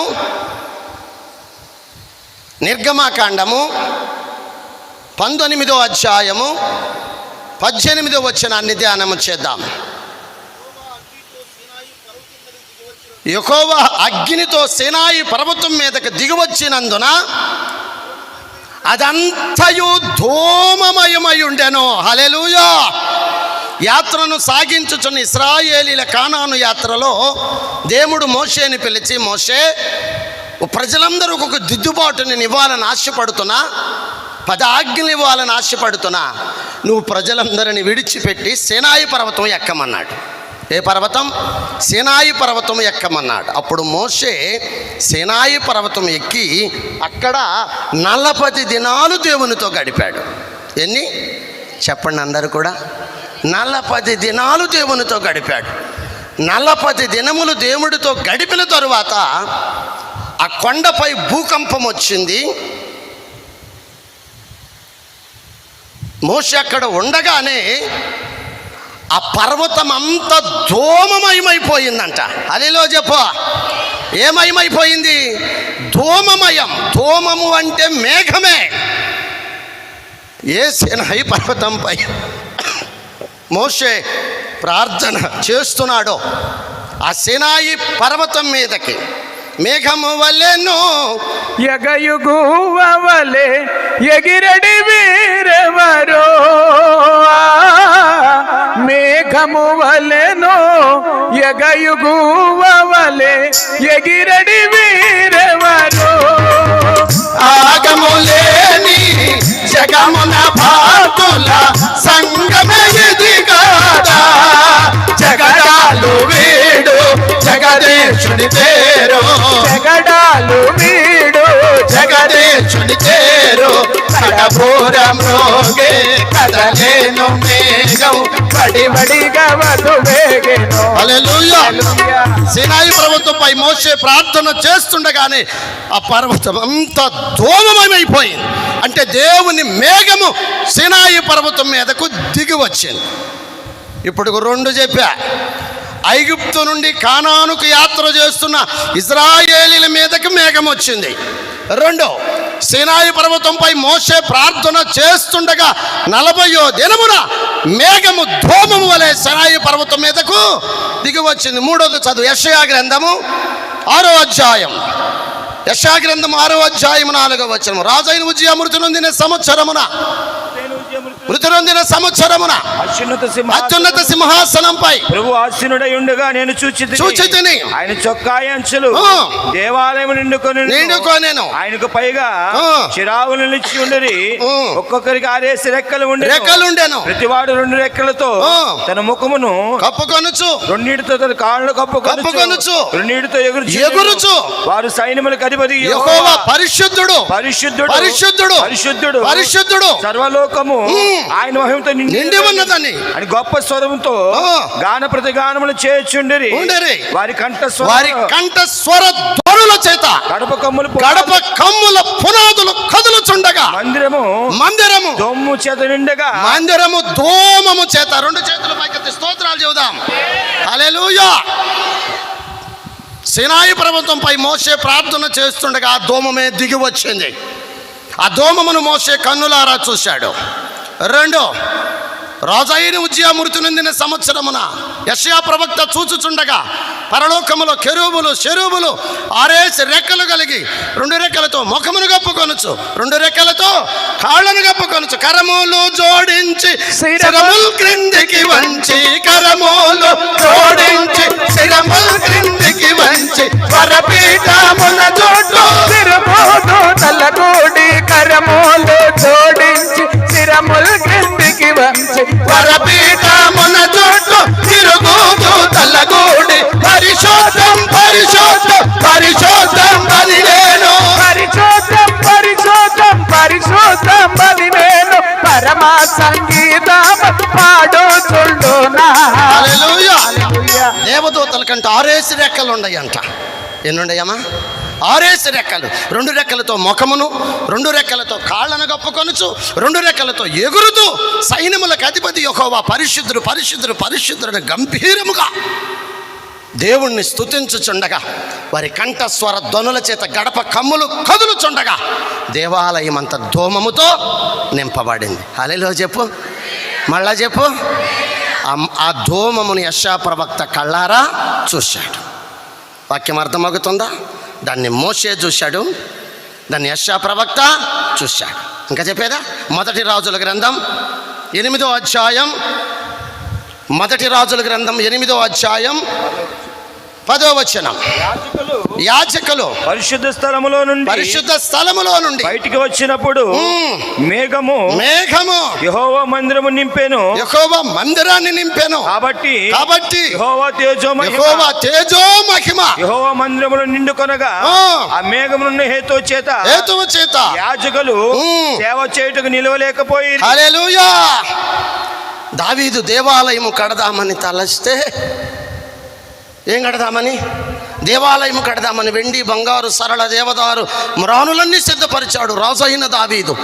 దేవుని ఇష్టానుసారమైన మనుష్యుడే, ఎన్నిక చేయబడిన వాడే, 8 మంది అన్నదమ్ముల్లో ఆఖరివాడు, ఏర్పరచబడిన వాడు, 2 మణుగుల కిరీటమును తలను ధరించిన వాడు, రాజదండాన్ని చేతబట్టుకున్నవాడు, ఇజ్రాయేలీల 12 గోత్రాలకు మహారాజై రాజ్యపాలన చేస్తున్నటువంటి దావీదు ఇంత ధనధాన్యములు, భోగభాగ్యములు, సిరి సంపదలు, ధనఘనతలు దేవుడు నాకు ఇచ్చాడు.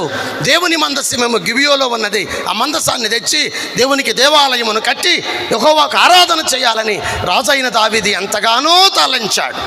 కానీ దేవునికి ఇష్టం లేక యుద్ధాలు చేసి రక్తశక్తమైనటువంటి నీ చేతులతో నాకు దేవాలయం వద్దు దావీదా, నీకు ఒక కొడుకు పడతాడు, అతనికి సొలొమోను పేరు పెట్టు, అతని చేత నేను బంగారపు దేవాలయాన్ని కట్టించుకుంటానన్నాడు. సొలొమోను పుట్టి పెరిగి పెద్దవాడై యెరూషలేము పర్వతంపై దేవుని కృప చొప్పున దేవాలయమును కట్టాడు. 7 సంవత్సరాలకు పైగా దేవుని దేవాలయము నిర్మించి బంగారు సరళ దేవదారు మ్రానులతో దేవాలయమును కట్టి గోడలను బంగారముతో పొదగి ఆవరణము, పరిశుద్ధ స్థలము, అతి పరిశుద్ధ స్థలం రెండు అడ్డు తెరల మధ్య 3 గదులుగా నిర్మించబడి శోభాయమానముగా దేవాలయమును కట్టి ఆ ప్రతిష్ఠిత దినమున దహన, నైవేద్య, సమాధాన, పాప పరిహార్థ, అపరార్థ బలులన్నీ సమర్పించి యాజకుల ధూపదీప నైవేద్యాలతో యెహోవాకు ఆరాధన చేస్తుండగా సొలొమోను దేవాలయములోనికి ప్రవేశించి యెహోవాకు ప్రార్థన చేశాడు. అయ్యా, నా తండ్రి అయినటువంటి దావీదు నీకు దేవాలయమును కట్టాలని నేను పుట్టకముందే బంగారమేమి, వెండేమి, ఇత్తడేమి, దేవదారు సరళ మ్రానులెన్నో సిద్ధపరిచాడు. ఏం కట్టాలని? దేవాలయము కట్టాలని. నా తండ్రిని వద్దని నా చేత ఏర్పాటు చేయబడి దేవాలయము నిర్మించుకున్నావు. నీ దేవాలయము కట్టడానికి నేనే పాటివాడనయ్యా. ఎవరు ప్రార్థన? మాట్లాడాలమ్మా. సొలొమోను ప్రార్థన, నీ దేవాలయము కట్టడానికి నేనే పాటివాడను. ఆకాశమున సింహాసనము, భూమిన పాదపీఠమన్నావు. భూమిని ఆకాశమును జానతో కొలుస్తానన్నావు. కొండలు, మెట్టలు, పర్వతములన్నీ తూనిక రాళ్ళు వేసి తుయ్యగలిగిన వాడనన్నావు. సముద్రాలలో నీటినంత నోట పుక్కిట పట్టగలిగిన వాడనన్నావు. భూమన్నంత కొలపాత్రలతో తుయ్యగలిగిన వాడనన్నావు. ఆకాశమునికి ఎక్కి మరల దిగగలిగిన వాడవు నీవు. బట్టలో నీటిని మూట కట్టగలిగిన వాడవు నీవు. భూమి యొక్క నలుదిక్కులను శాసించగలిగిన వాడవు నీవు. అంత శక్తి కలిగిన దేవుడు అయిన నీకు నేను దేవాలయము కట్టడానికే పాటివాడను. అయినను నీ కృప చేత నీ ఇచ్చ చొప్పున నువ్వు కట్టించుకుంటేవి కనుక నీ చీటికని ఏలుకొన్న మోపుటకైన నీ దేవాలయము చాలదు కానీ ఒక్కసారి దిగివచ్చి దేవాలయమును దర్శింపరమ్మని సొలొమోను దేవునికి ప్రార్థన చేస్తూ ఉండగానే పరలోకములో నుండి దేవుని తేజో మహిమ, అలిలో చెప్ప, దేవుని తేజో మహిమ అతి పరిశుద్ధ స్థలములోకి దిగిరాగా ఆ మహిమను చూడలేక ధూపదీప నైవేద్యాలతో యాజక ధర్మాన్ని జరిగించుతున్న యాజకులందరూ ఆ స్థలాన్ని వదిలిపెట్టి బయటకు పారిపోయారంట. అలిలో చెప్ప, సంతోషంగా మనం చూడాలా వద్దా? ఇట సప్పసప్పకుంటే ఏం పోయేది లేదు, చచ్చేదేమీ లేదు. మా కాడైతే తోట తీసేవాడిని, మామూలుగా ఉండదు. ఉజ్జీవంగా దేవుని సన్నిధిలో ఉండాలి. బల దగ్గర నుంచి రుచి చేసి బలమైన ఆత్మచేత అభిషేకించబడాలి. బలమైన వారముగా దేవుని పని చేయగలగాలి. మా పని అంతా మోసేకి తెలుసు. తోట తీశానే, వాళ్ళని కూడా తోట తీత్తమే, వచ్చిన సేవకులను కూడా తోట తీత్తమే. ఊరుకోను, బాగుండాలి, ఉజ్జీవంగా ఉండాలి, సంతోషంగా. దేవుని మహిమను చూడటం అంటే సామాన్యముగా అరకొర భక్తి పనికిరాదు, ఉచికతి భక్తి పనికిరాదు. ఒక పెట్టు నానెగసి చక్కా వెళ్ళుదామనినా అక్కడికేమి వత్తయ్యా. మనోడు వాక్యం చెప్పడానికి వచ్చాడు, మా చింతాత కొడుకు.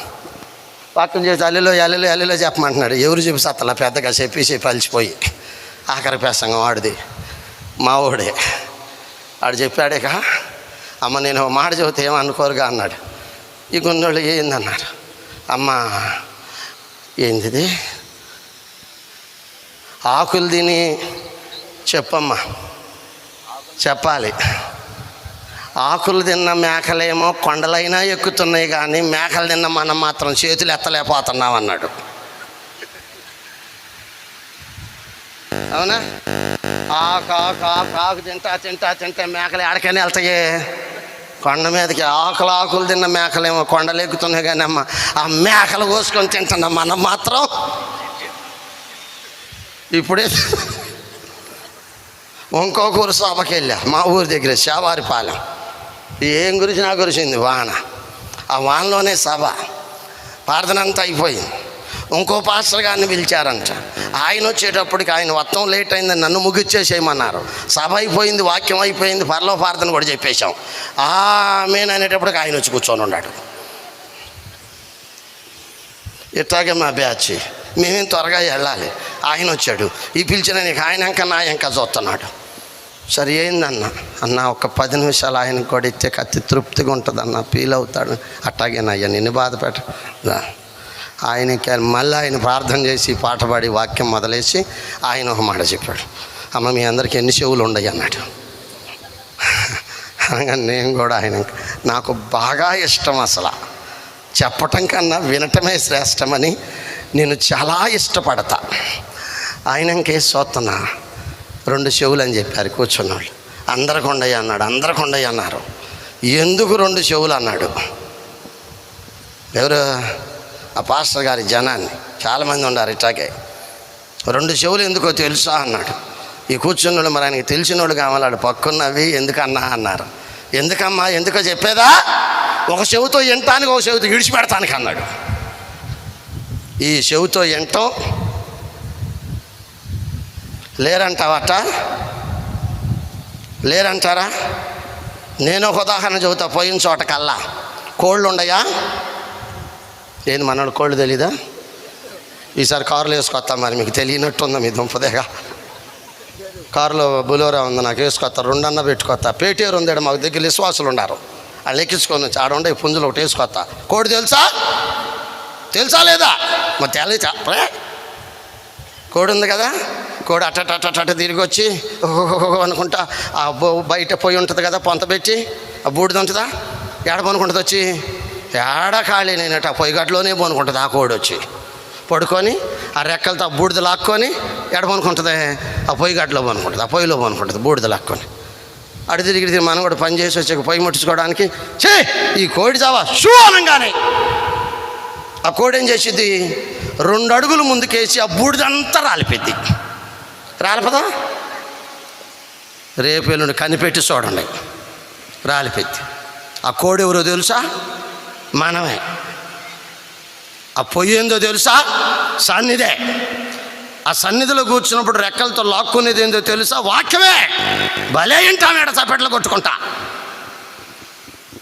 మందిరం దాడితే పొయ్యిగడ్డ దాటంగానే కోడి దులుపుకున్నట్టు వాక్యం ఏం చేస్తామేడే? దులుపుకొని దారి పొడుగుతో తిట్టుకుంటా, ఎవరినో ఒకళ్ళని గొనుక్కుంటా. మాకు పల్లెటూరు మరి చాలల్లోగా మా మందిరం పోత జొన్న కండ్లు ఎరగ తీసుకొని అడుగున కండి పెట్టి పైన బైబిల్ పెట్టి ఆ గట్ల మీద కదా వంకాయ మొక్కలు అవి పెట్టుకుంటారు రైతులు. మొత్తం పొలాలే, మా మందిరం చుట్టూ పొలాలు, ఇల్లేవి లేవు. నా ఒక్క ఇల్లే.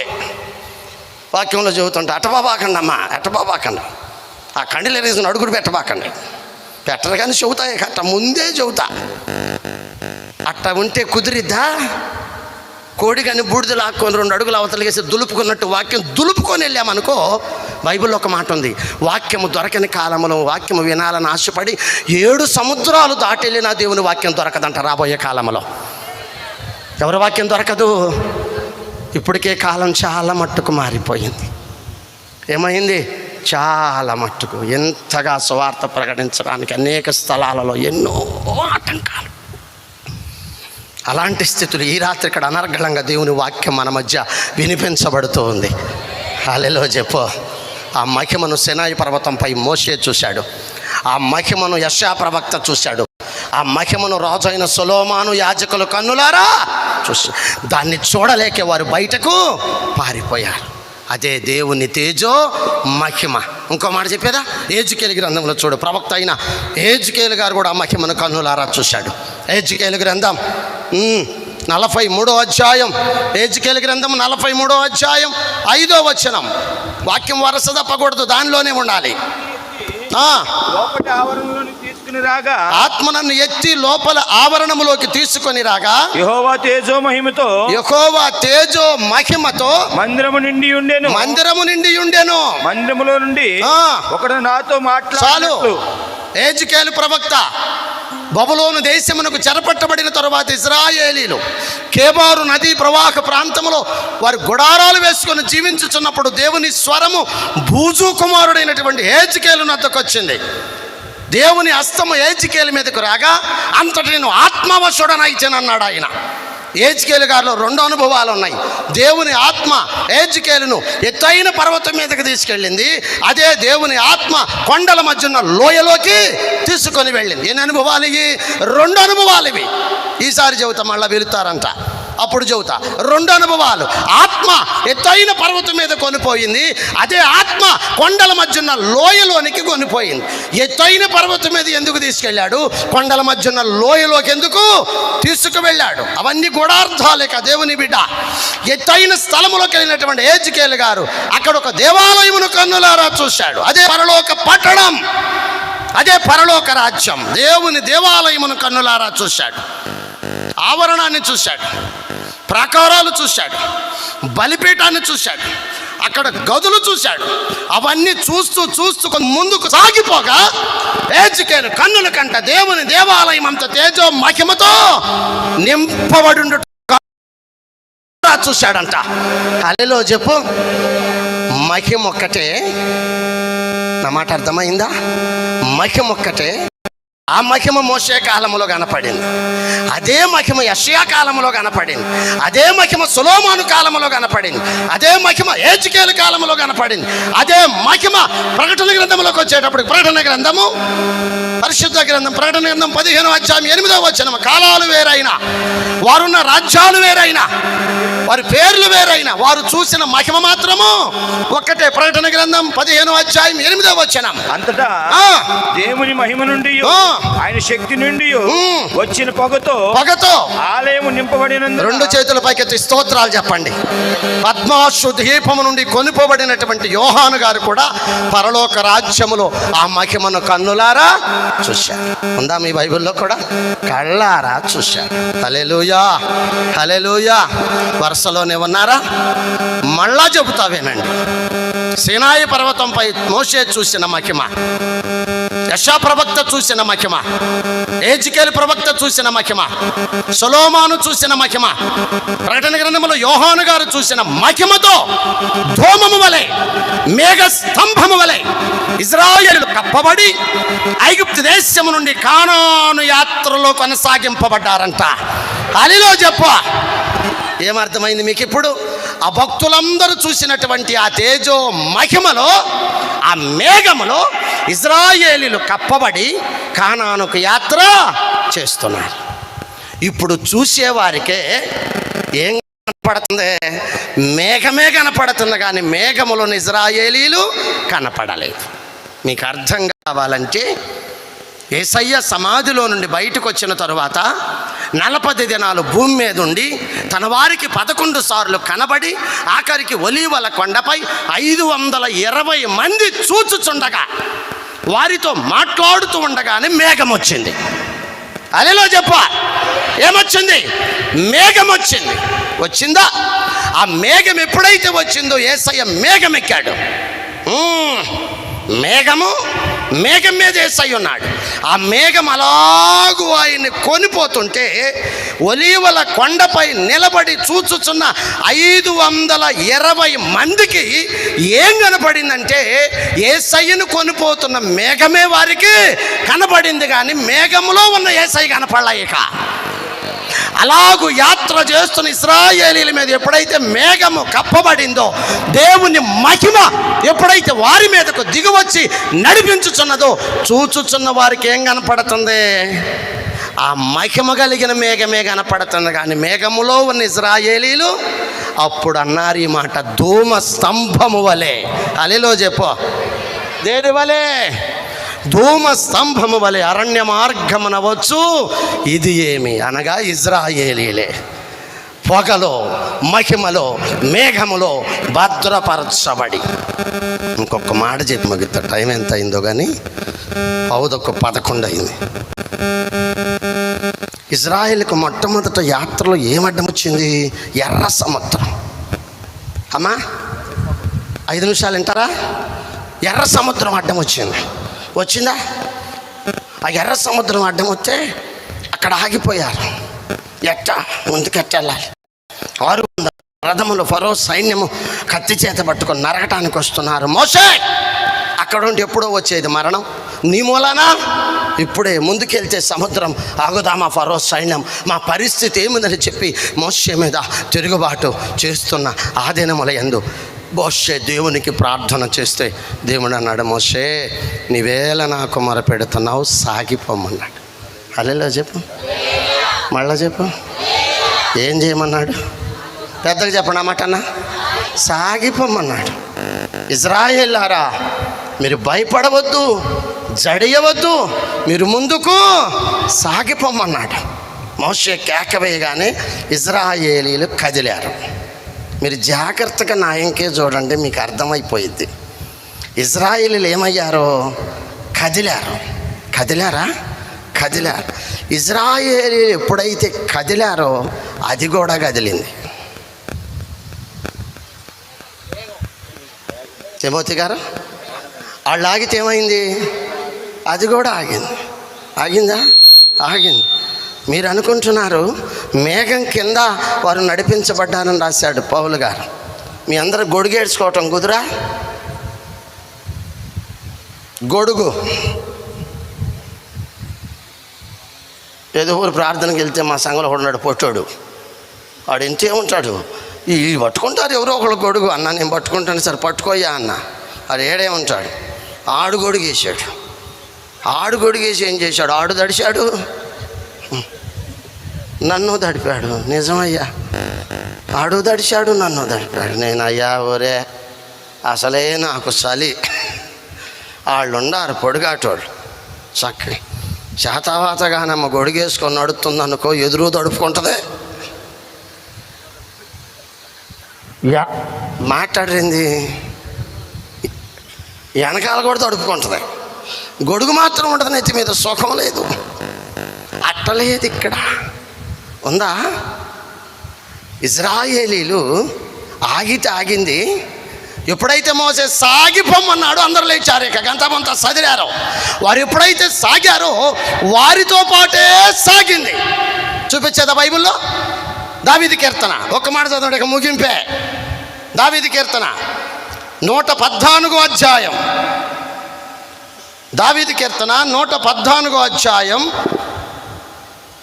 సముద్రము దాన్ని చూచి ఎన్నో వచనం? 3వ వచనం. సముద్రము దాన్ని చూచి పారిపోయెను. నిదానంగా చదవాలి. సముద్రము దానిని చూచి పారిపోయెను. యోర్దాను నది వెనకకు మళ్ళెను. కొండలు పొట్టేళ్ల వలెను. గొట్టలు గొర్రె పిల్లల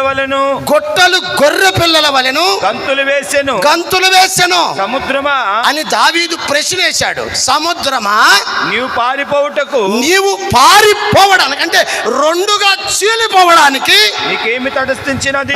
నీకేమి కనపడింది? యోర్దాను నువ్వు ఎగువ నుండి దిగువకు ప్రవహించుచున్న నీవు వెనకకు మళ్ళడానికి నీకేమి తటస్థించినది? నీకేమి కనబడింది? కొండలారా, చాలు. నేను మీకు ప్రశ్న వేస్తున్నా. ఇజ్రాయేలులు ఎర్ర సముద్రము దగ్గరకు రాగానే దావీదు గారు అంటున్నాడు, సముద్రమా నువ్వు ఇరుపాయలవ్వడానికి నీకేం కనపడింది? దేన్ని చూచి భయపడి మాట్లాడరిందా బాయ్? దేన్ని చూచి నువ్వు భయపడి ఇరుపాయలయ్యావు? యోర్దాను ఎగువ నుండి దిగువకు ప్రవహించుచున్న నీ కన్నులకు ఏం కనపడింది? యోర్దాను ఉన్న పళాన వెనక పరిగెత్తావు. ఏం కనపడిందని ప్రశ్న వేశాడు. మీకేసి వెళ్తున్నా నేను ఈ రాత్రి. ఏం కనపడింది? హల్లెలూయా చెప్పాలి. నా మాట రాసిన మాట దావీదు చక్కగా రాశాడు. సముద్రమా నువ్వు పారిపోవడానికి నీకేమి కనపడింది? యోర్దాను నువ్వు వెనకకు మళ్ళడానికి నీకేం కనపడింది? కొండలు గొట్టలు గొర్రె పిల్లల వలె గంతులు వేయడానికి మీకేమి కనపడిందని అడుగుతున్నాడు దావీదు. దేవుని బిడ్డా, ఈ రాత్రి ఎర్ర సముద్రపు కన్నులకును యోర్దానునకును కొండలు గొట్టలకును ఏమి కనపడినదయ్యా అంటే ఇదే ఇజ్రాయేలీ. అవునా? చూడాలా ఇంకా? ఇదే ఇజ్రాయేలీలు, ఇదే దేవుని మేఘం. ఏమిటది? మేఘం. ఇజ్రాయేలీలు మీద లేదు మేఘం, పైన లేదు. ఇజ్రాయేలీలను కప్పింది మేఘం. అందుకనే పౌలు అన్నాడు మేఘములోను. అంటే వారిపై మేఘము కప్పగా వారు ఎక్కడుండారంట? మేఘములో ఉండారా? ఇప్పుడు వారిపై మేఘం ఉంది కనుక ఆ మేఘం ఎక్కడుంది? వారికి ముందు ఉంది, వారికి వెనక ఉంది. వారు ఎప్పుడైతే కదిలారో వారు కదులుటకు వీలుగా వారికంటే ముందే మేఘం కదిలింది. అర్థమైందా బోధ? మేఘం కదిలింది కదా. ఈ మేఘం ఎప్పుడైతే ముందుకు అలాగూ కదులుతూ కదులుతూ ఎర్ర సముద్రం ఒడ్డుకొచ్చిందో, దేవుని మహిమ కలిగిన మేఘం ఒడ్డుకు రాగానే సముద్రము దారిచ్చింది. ఇశ్రాయేలీలకు కాదు, వారిని కప్పడానికి దేవుడు పంపిన మహిమ మేఘమునకు దారిచ్చిందంట. రెండు చేతులు పైకెత్తి ఇశ్రాయేలీలు సముద్రంలో దిగాలంటే ముందు మేఘం దిగాలి. ఎవరి మేఘం అది? దేవుని తేజో మహిమ కప్పినటువంటి మేఘం ముందు యొర్దానులో దిగాలి. ఆ మహిమ ఎప్పుడైతే సముద్రం ఒడ్డుకు వచ్చిందో దాన్ని చూచినటువంటి ఎర్ర సముద్రము కరుడని ఘోష పెడుతూ, సముద్రము దాన్ని చూచి పాడలే, నాకు ఆరోగ్యం బాగుండటం లేదు, అందుకు నేను రాలేకపోతున్నా. సముద్రము దాన్ని చూచి సాగిపారిపోయే నకట, గుమిలేటి యోర్ధను నాది సాగి వెనుకకు మళ్ళెనో పరలోక విందులో. హల్లెలూయా. దేవుని తేజో మహిమ సముద్రం ఒడ్డుకు రాగానే ఆ మహిమకు దారివ్వడానికి యొర్దాను నది ఇరుపాయలైందంట. హల్లెలూయా చెప్పు. అప్పుడు ఆ మహిమలో నుండి వారు దాటి అద్దరికి చేరారు. ఇది ఇశ్రాయేలీల చరిత్ర. మహిమ మేఘములో కప్పబడినటువంటి మోషే నాయకత్వపు చరిత్ర. ఆమెను చెప్పండి కా. మరి మన యాత్ర చెప్పొద్దు కా. వామ్మో, నేను వెళ్ళిపోతామంటారు ఏంది వీళ్ళు? 2 సంఘాలు చెప్పాక ఒకటి తేల్చా, మోషే నాయకత్వములో, అహరోను యాజకత్వములో, దేవుని మహిమ మేఘములో ఇశ్రాయేలీల యాత్ర దేవుని మహిమలో భద్రపరచబడి సాగించబడింది. పలు తినులు ప్రవహించు కానానుకు చేర్చబడింది. బలారది దౌర్యత చేస్తాయి. అబ్రహాములో నుండి ఇస్సాకు, ఇస్సాకులో నుండి యాకోబు, యాకోబులో నుండి ఇశ్రాయేలీలు, ఇశ్రాయేలీ నుండి యూదులు, యూదుల్లో నుండి క్రీస్తు, క్రీస్తులో నుండి క్రైస్తవత్వం. హల్లెలూయా చెప్పు. ఇప్పుడు ఏసే కావాల్సింది క్రైస్తవులా? వచ్చారు, పోయాక అయిపోయింది. ఇక బెలవరు నన్ను వందనాలు మీకు దాడదా క్రైస్తవులు అని చెప్పి హల్లెలూయా చెప్పించి, అబ్బాయి కనగాలు విన్నావా? క్రైస్తవులు మేము సాయిబులు అమ్మాయి. 2వ రాకడలో ఆర్భటముతో, ఇవన్నీ మా నాన్న పాడే ఉంటాడు ఈ ప్రాంతం అంతా. ఆర్భటముతో ఆశ్చర్యముతో ఆయన దూతలతో యేసు ఇలను రాగానే, ఆర్భటముతో ఆశ్చర్యముతో ఆయన దూతలతో యేసు ఇలను రాగానే, ఎగిరిపోయే సంగవధువా, ఎగిరిపోయే సంగవధువా, ఏలుదువు రాజవ్వా, యేసుతో కలకాలం. హల్లెలూయా. హల్లెలూయా. మనందరం ఎవరు ఇప్పుడు? క్రైస్తవులం. అవునా? ఈ క్రీస్తులో నుండి వచ్చాం గనక మనమందరం క్రైస్తవులం. ఆఖరి మాట చెప్పి వెళ్తున్నా, మళ్ళీ ఎప్పుడు కొత్తాను. మనందరం క్రైస్తవులుగానే ఉన్నామనుకో, సచ్చినాభం పరలోకం. సచ్చినాభావం మీరు కలగంటున్నారేమో. ఎవరైనా పాస్టర్ చెబితే నమ్మబాకండి. క్రైస్తవులు అందరం మనం అందరం పరలోకం అన్నాడు అనుక అబ్బాయి నమ్మబాక. గట్టిగా చెప్పు. లాల్బాబు గారు చెప్పి వెళ్ళాడయ్యా, ఈ వరుస చెప్పు. అబ్రహాములో నుండి ఇస్సాకు వచ్చాడంట, ఇస్సాకులో నుండి యాకోబు వచ్చాడంట, యాకోబులో నుండి ఇజ్రాయేలీలు వచ్చారంట, ఇజ్రాయేల్ నుండి యూదులు వచ్చారంట, యూదుల్లో నుండి క్రీస్తు వచ్చాడంట. క్రీస్తుని అంగీకరించిన వారందరూ క్రైస్తవులు అనబడ్డారంట. రేపు 2వ రాకడలో యేసయ్య వచ్చేది క్రైస్తవుల కోసం కాదంట, ఆయన పెండ్లి కుమారుడిగా వస్తున్నాడు కనుక క్రైస్తవత్వంలో నుండి పెండ్లి కుమార్తె బయటకు రావాలి. 2 చేతులు పైకెత్తాయి. ఎవరు రావాలి? క్రైస్తవులలో నుండి పెండ్లి కుమార్తె. ఇవాళ మనందరం పెళ్లికి వచ్చామా? ఇదిగో పెళ్లి కొడుకు వస్తున్నాడు కాసేపు అంబారి మీద వాయిద్యాలతో. పెళ్లి కొడుకు వచ్చాడు అనుకోండి, కాసేపు వచ్చాడు అనుకోవాలి మీరు. నేనేం చెబుతుంది తాంటే అన్నాను అనాల్సిందే. కాసేపు నన్ను పిలుచుకున్నారుగా, మరి కుదరదంటానికి ఏం లేదు. ఇక మనందరం పెళ్లికి వచ్చాం. అడుగు పెళ్లి కొడుకు వస్తున్నాడు. వస్తాడయ్యా యేసు వస్తాడయ్యా, ఆకాశ వీధికి వస్తాడయ్యా. ఆయన పెళ్లి కొడుకు ప్రభు అయిన యేసుక్రీస్తు. ఎప్పుడైనా పెళ్ళిళ్ళకి వెళ్ళారా మీరు? మేము అస్సలు వెళ్ళలేదు అన్నాడు చెయ్యొత్తండి. రోజు పిలిచిన పోతాం పెళ్ళిళ్ళకి. ఇక్కడ ఈ పక్క ఇక్కడ ఇల్లుండి అవతల బజార్తో మందిరం ఉంటే పోలేం, కానీ హైదరాబాద్ అయినా పోతాం పెళ్ళికి. 2-3 గంటలకు నుంచోనైనా రైల్లో ఊగుతా ఎల్లరూ నుంచోనైనా పోతాం. చర్చికి మాత్రం బాగు, అన్ని చోట్ల ఉంటారులే అట్ట. సరే పెళ్ళికి వెళ్ళాం కదా, మన అందరం వెళ్ళాం. పెళ్లి కొడుకు పల్లకీలో దిగొచ్చి పెళ్ళికి వచ్చిన వాళ్ళందరినీ పెళ్లి చేసుకుంటాడా? ఇంటికాడ వాళ్ళని ఏం చేద్దాం? అది బోధ. అర్థమైందా? యేసయ్య రేపు వచ్చి క్రైస్తవులందరినీ పెళ్లి చేసుకోడు. క్రైస్తవులలో నుండి ప్రభు కోరుకునేది పెండ్లి కుమార్తెను. హల్లెలూయా చెప్పు. ఎవరు కావాలి ఆయనకి? పెండ్లి కుమారు. వరుడేసు కోసము.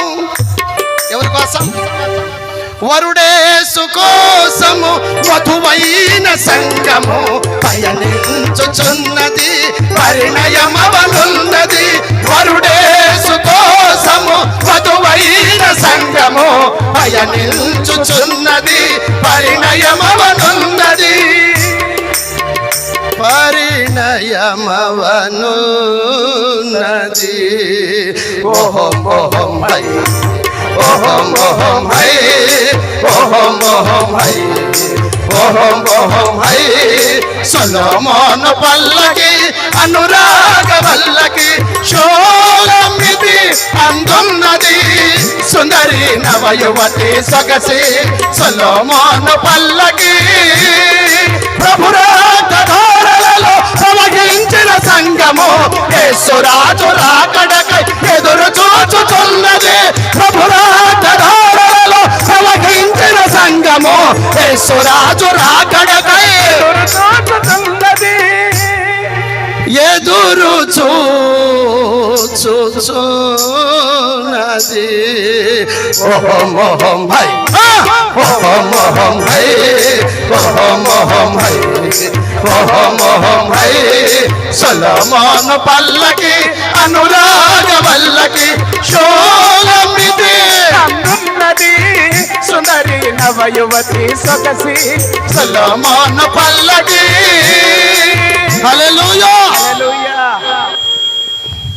వధువులం అవ్వాలి, క్రైస్తవులుగా ఉండటం కాదు. క్రైస్తవత్వంలోని పెండ్లి కుమార్తె బయటికి రావాలి. ఎలా వస్తుంది ఆమె?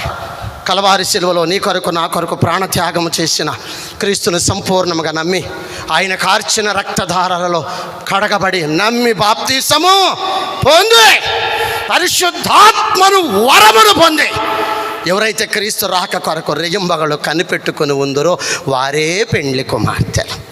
ఇంకో చెప్పేదా? యహలోక మాల్యనం అంటుకొనకుండా బ్రతుకున్నది ఏ భక్తి. చీకటిలో నుండి ఆశ్చర్యకరమైన వెలుగులోకి నడిపించబడినదే పెండ్లి కుమార్తె.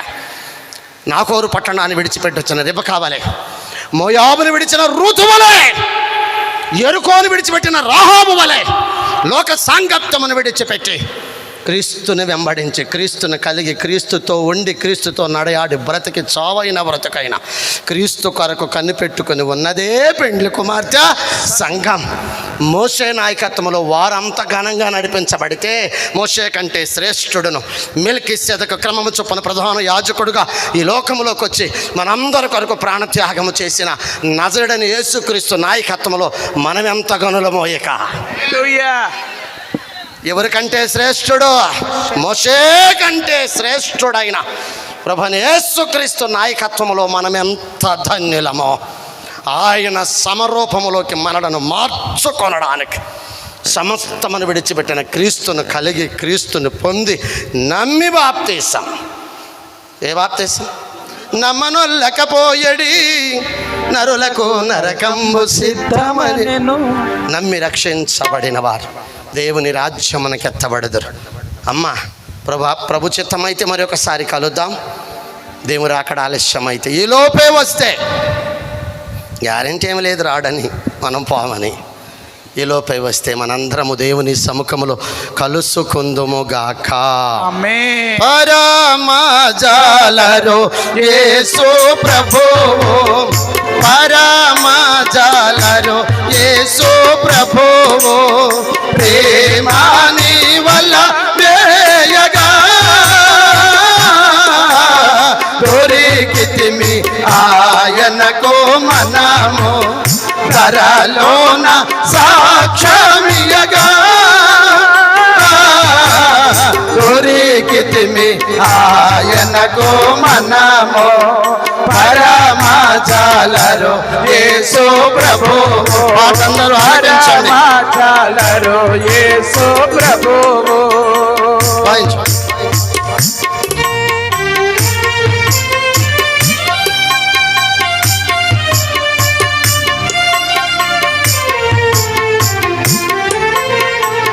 మనలా మనచులన్ బట్టు జలరులుగా చేసి వాక్యమను వల వేసి తన తోడు మనకిచ్చి మనలా మనచులన్ బట్టు జలరులుగా చేసి వాక్యమను వల వేసి తన తోడు మనకిచ్చి జగమనడి జనమూలాలో వల వేద్దాము జనమూలానే పడదాము ఆ పనికై ప్రాణాలే అర్పిద్దాం జగమనడి జనమూలాలో వల వేద్దాము జనమూలానే పడదాము ఆ పనికై ప్రాణాలే అర్పిద్దాము.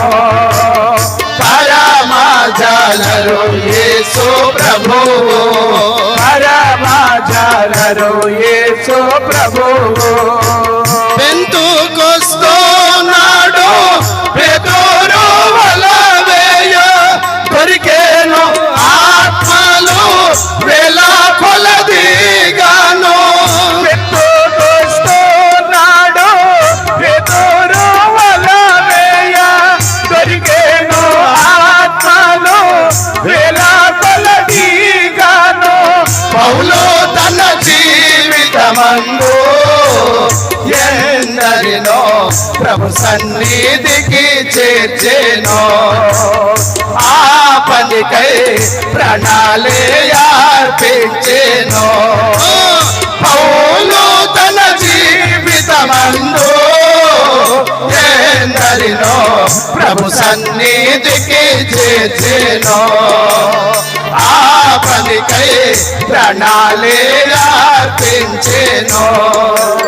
పరమాచాలరు యేసు ప్రభువు పరమాచాలరు యేసు ప్రభువు.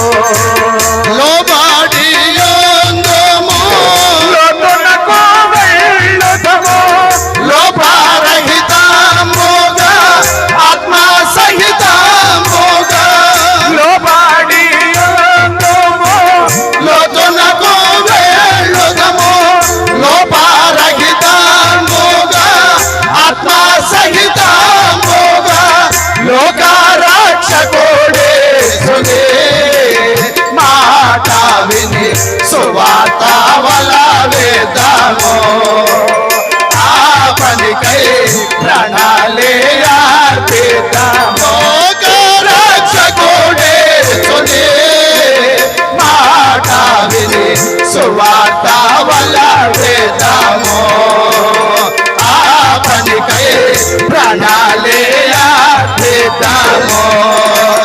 పరమాచాలరు యేసు ప్రభువు పరమాచాలరు యేసు ప్రభువు ప్రేమాని వల వేయగా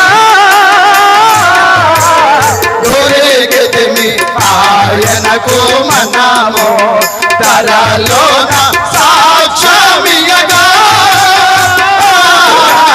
దొరికితిమి ఆయనకు మనము పరమాచాలరు యేసు ప్రభువు పరమాచాలరు యేసు ప్రభువు అపవాది వలలోనే అన్నదమ్ములారా అంధకారములోనే అక్క చెల్లెళ్ళారా అపవాది వలలోనే అన్నదమ్ములారా అంధకారములోనే అక్క చెల్లెళ్ళారా అందరి కొరకు ప్రభువే తన రక్తము చిందించెను సిలువలో నమ్మిన రక్షించు ఈ క్షణమే అందరి కొరకు ప్రభువే తన రక్తము చిందించెను సిలువలో, నామిన రక్షించు ఈ క్షణమే. పరమజాలరు యేసు ప్రభువు, పరమజాలరు యేసు ప్రభువు, ప్రేమాని బలవేయగా దొరికితిమి ఆయనకు మనము, తరలోన సాక్షమియగా దొరికితిమి ఆయనకు మనము. పరిశుద్ధుడా దయగలిగిన తండ్రి, కృప కలిగిన గొప్ప దేవుడా, శివాధిపతి, నిత్య జీవము కలిగిన యేసయ్య, అనేక సంవత్సరాల నుండి నీ బిడ్డలు ఆశించిన రీతిగా అయ్యా బలారాధయాదోమే ఈ రాత్రి కాలమందు లింగినేని వారిపాలెం గ్రామములో నీ ప్రజల మధ్య ఎలాగూ నీ మాటను అందించడానికి మీరు చూపిన నీ కృపకై వందనాలు.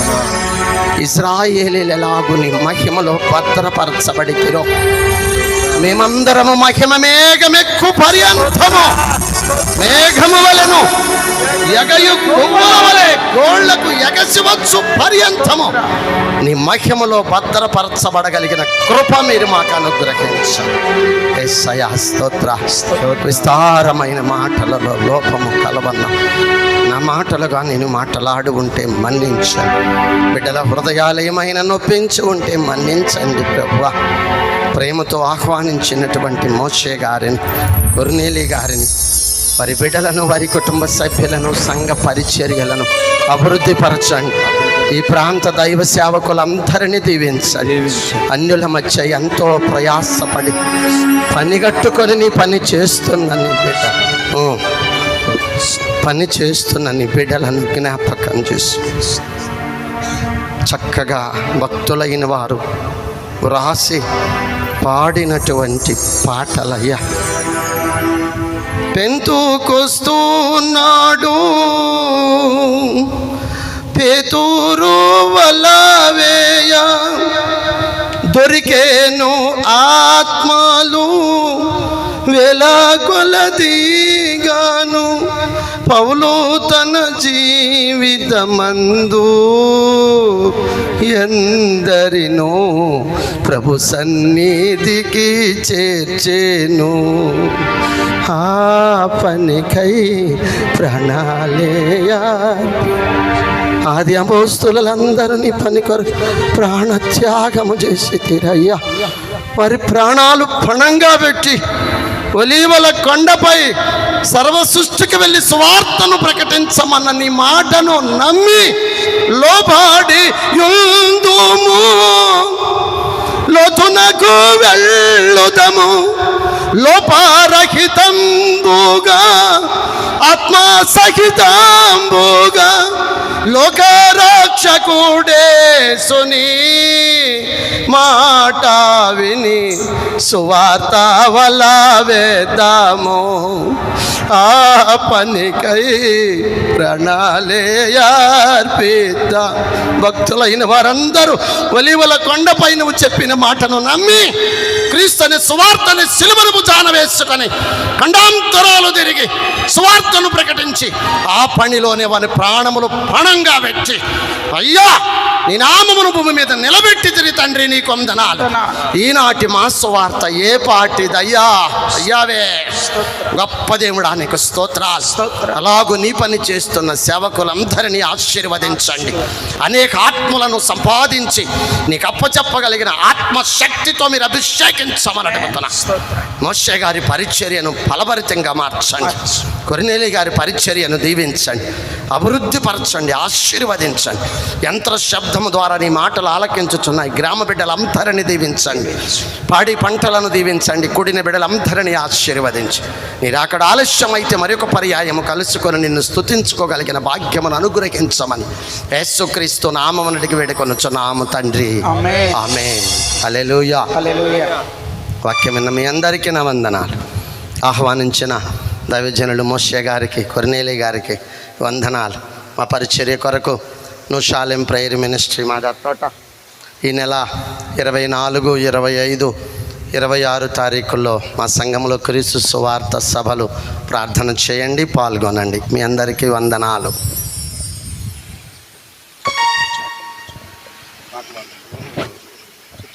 హల్లెలూయా. చక్కని దేవుడు మాటలు అందించిన దైవ సేవకులకి ఈ సభల పక్షాన గమ పక్షాన వందనాలు. దేవుడు నా ఆశను నెరవేర్చాడు. గత 5 సంవత్సరాల నుంచి అయ్యగారిని అడుగుతూనే ఉన్నాను. డిసెంబర్ కూడా కమ్మవారిపాలెంకి అడిగాను. మొన్న జనవరి 25, 26 కూడా అడిగాను.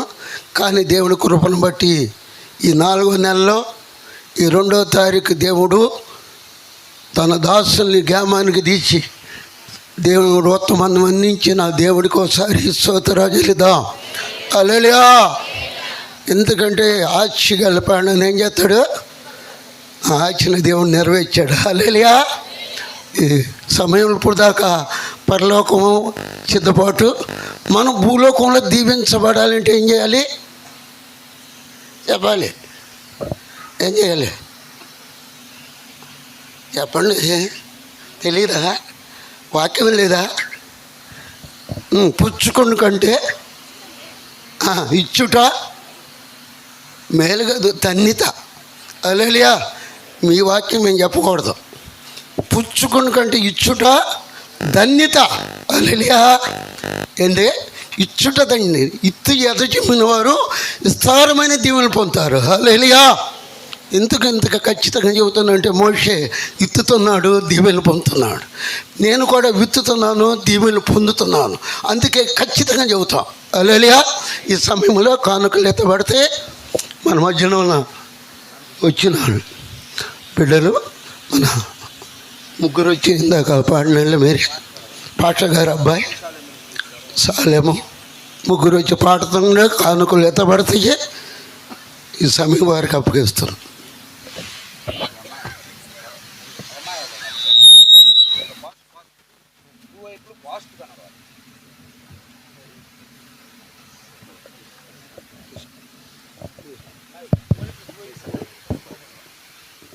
హల్లెలూయా. హల్లెలూయా. హల్లెలూయా.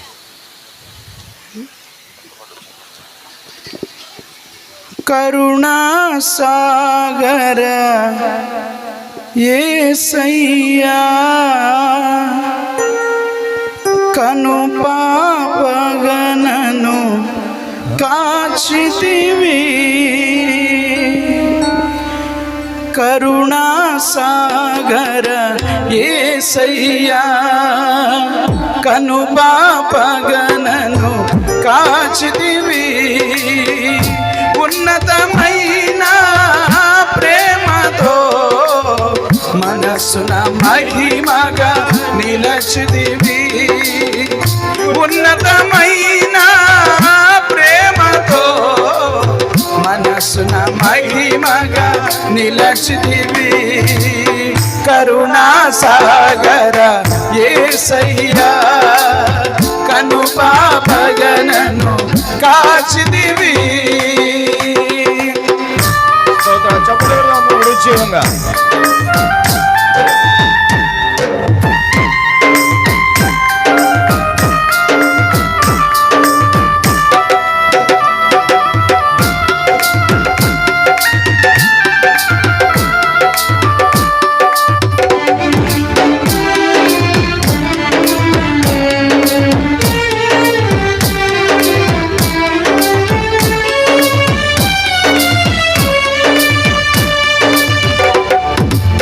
మరణపులోయలో దిగులు చెందగా అభయము నొందితి నిన్ను చూచి.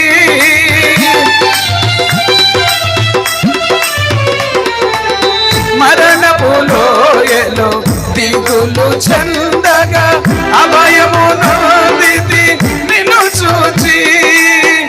దాము తీర్చిన జీవనది, జీవ మార్గము చూపితివి.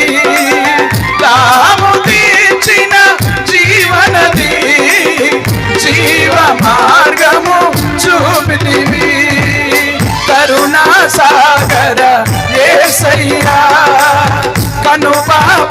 నన్ను కాచితివి.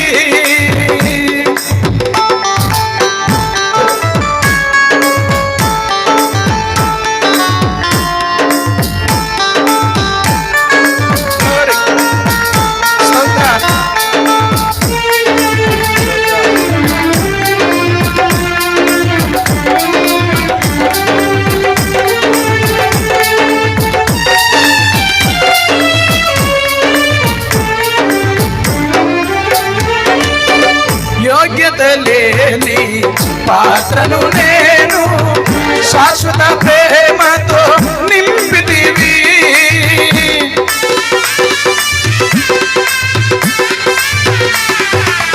యోగ్యత లేని పాత్రను నేను శాశ్వత ప్రేమతో నింపితివి. ఒదిగితి నీ కౌగిలిలో ఓదాచితివి వాక్యముతో. ఒదిగితి నీ కౌగిలిలో ఓదాచితివి వాక్యములో. కరుణా సాగర యేసయ్యా కనుపగనను కాచితివి.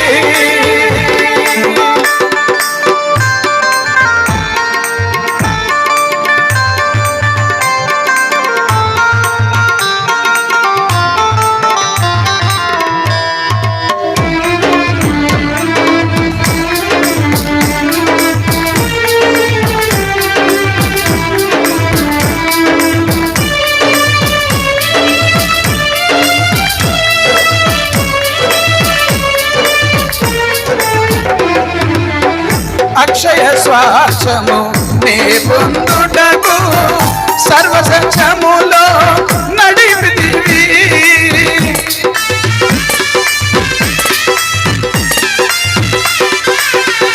అక్షయ శ్వాసము నీ పొందుటకు సర్వసత్యములో నడిపితివి.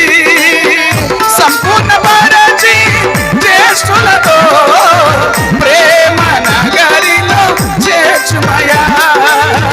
సంపూర్ణ పరచి జ్యేష్ఠులతో ప్రేమ నగరిలో చేర్చు. అందరూ కరుణా సాగర యేసయ్యా కనుపగనను కాచితివి. కరుణా సాగర యేసయ్యా కనుపగనను కాచితివి. ఉన్నతమైన ప్రేమతో మనసున మహిమగా నిలచితివి. ఉన్నతమైన ప్రేమతో మనసున మహిమగా నిలచితివి.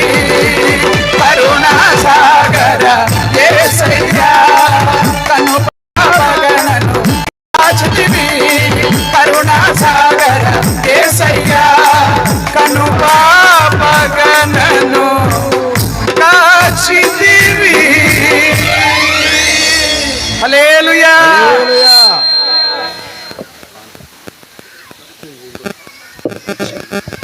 మహాపరిశుద్ధుడా, దయగలిగిన తండ్రి, కృపగలిగిన గొప్ప దేవుడా, శివాధిపతి అయ్యి ఆశీర్వాద కొడుకుల్లో తండ్రి నీకు వందన. అయ్యా బిడ్డలందరూ తండ్రి నీకు వందన. వారు కలిగిన దాన్ని నీకు సమర్పించి ఉండగా తండ్రి దీన్ని సేవార్థమై వాడుకోండి తండ్రి. దీనికి నూనెలు బిడ్డ మీరు సహాయం దయచేయండి. ఈ కోడికల ద్వారా, ఈ ఆశీర్వాద పండుగల ద్వారా అనేక మంది జీవితాలు గొప్ప మేలులు, గొప్ప ఆశీర్వాదాలు ఇంకా నిస్వార్థపరిచి గ్రామంలో విరివిగా విస్తరించబడలాగా మీరు సహాయం దయచేయండి. కొన్ని బిడ్డలందరూ మీరు దీవించి మీరు ఆశీర్వదించి నీ నామానికి మేము తెచ్చుకోనమని యేసయ్యా పుణ్యనామడి వేడుకొనుచున్నాం తండ్రి. ఆమేన్. ఇప్పుడు వచ్చిన మీ అందరికీ ప్రభునామన వందనాలు చెల్లిస్తూ ఉన్నాను. అలాగే ఇప్పటివరకు వర్తమానం అందించిన అయ్యగారికి మరి సంఘ సహవాసం తరపున ప్రత్యేక వందనాలు.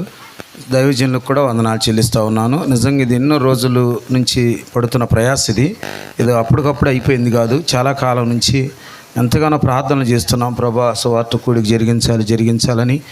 మరి దేవుని కృప వల్ల మరి దైవదాసులు రావటం, మంచిగా ఆశీర్వాదంతో మీరందరూ నింపబడ్డారని నేను నమ్ముతున్నాను. నమ్మనోడు గట్టిగా దేవుని స్తోత్రం చేద్దాం. అలాగే అందరి కొరకు ప్రేమ విందు ఏర్పాటు చేయబడింది. ఆలస్యమని ఏమనుకో దయచేసి. 2 కౌంటర్లు పెడతారు. మొత్తం 20 నిమిషాలు అయిపోద్ది. మరలా అందరి కొరకు మేము సిద్ధపరిచాం ఇందు కార్యక్రమాన్ని. ఎవరో కూడా భోజనం చేయకుండా వెళ్ళొద్దు. అలాగే ఒక 10 నిమిషాలు సేవకులకి బ్యాగులు గిఫ్ట్గా ఇవ్వటంతో ఆశీర్వాదంతో వెళ్ళిపోదాం. ఓకే, త్వరగా ఒక్కొక్క దైవజనులు పగటి కాలం తీసుకున్నోడు కాకుండా ఉన్నటువంటి దైవజనులు అయ్యా సేవకులు ఒక్కొక్కడు త్వరగా.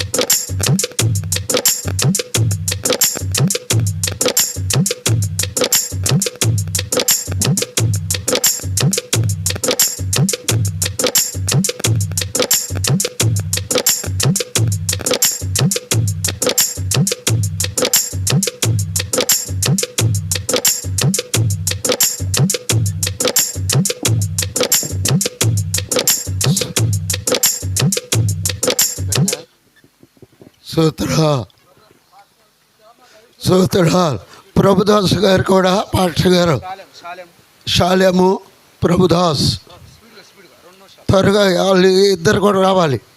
ఎక్కడుండ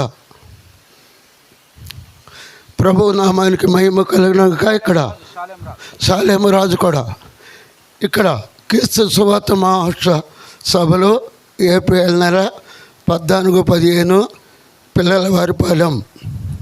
ముఖ్య ప్రసంగికులుగా pastor John Wesley Hosanna ministry Tenali, pastor Abhishek గారు విజయవాడ. ప్రేమతో ఆహ్వానించున్న గంగుల పాస్టర్ గంగుల తిమోతి గారు పిల్లల వారిపాలెం. 14, 15, 16 హల్లెలూయా. గుర్తుపెట్టుకోండి.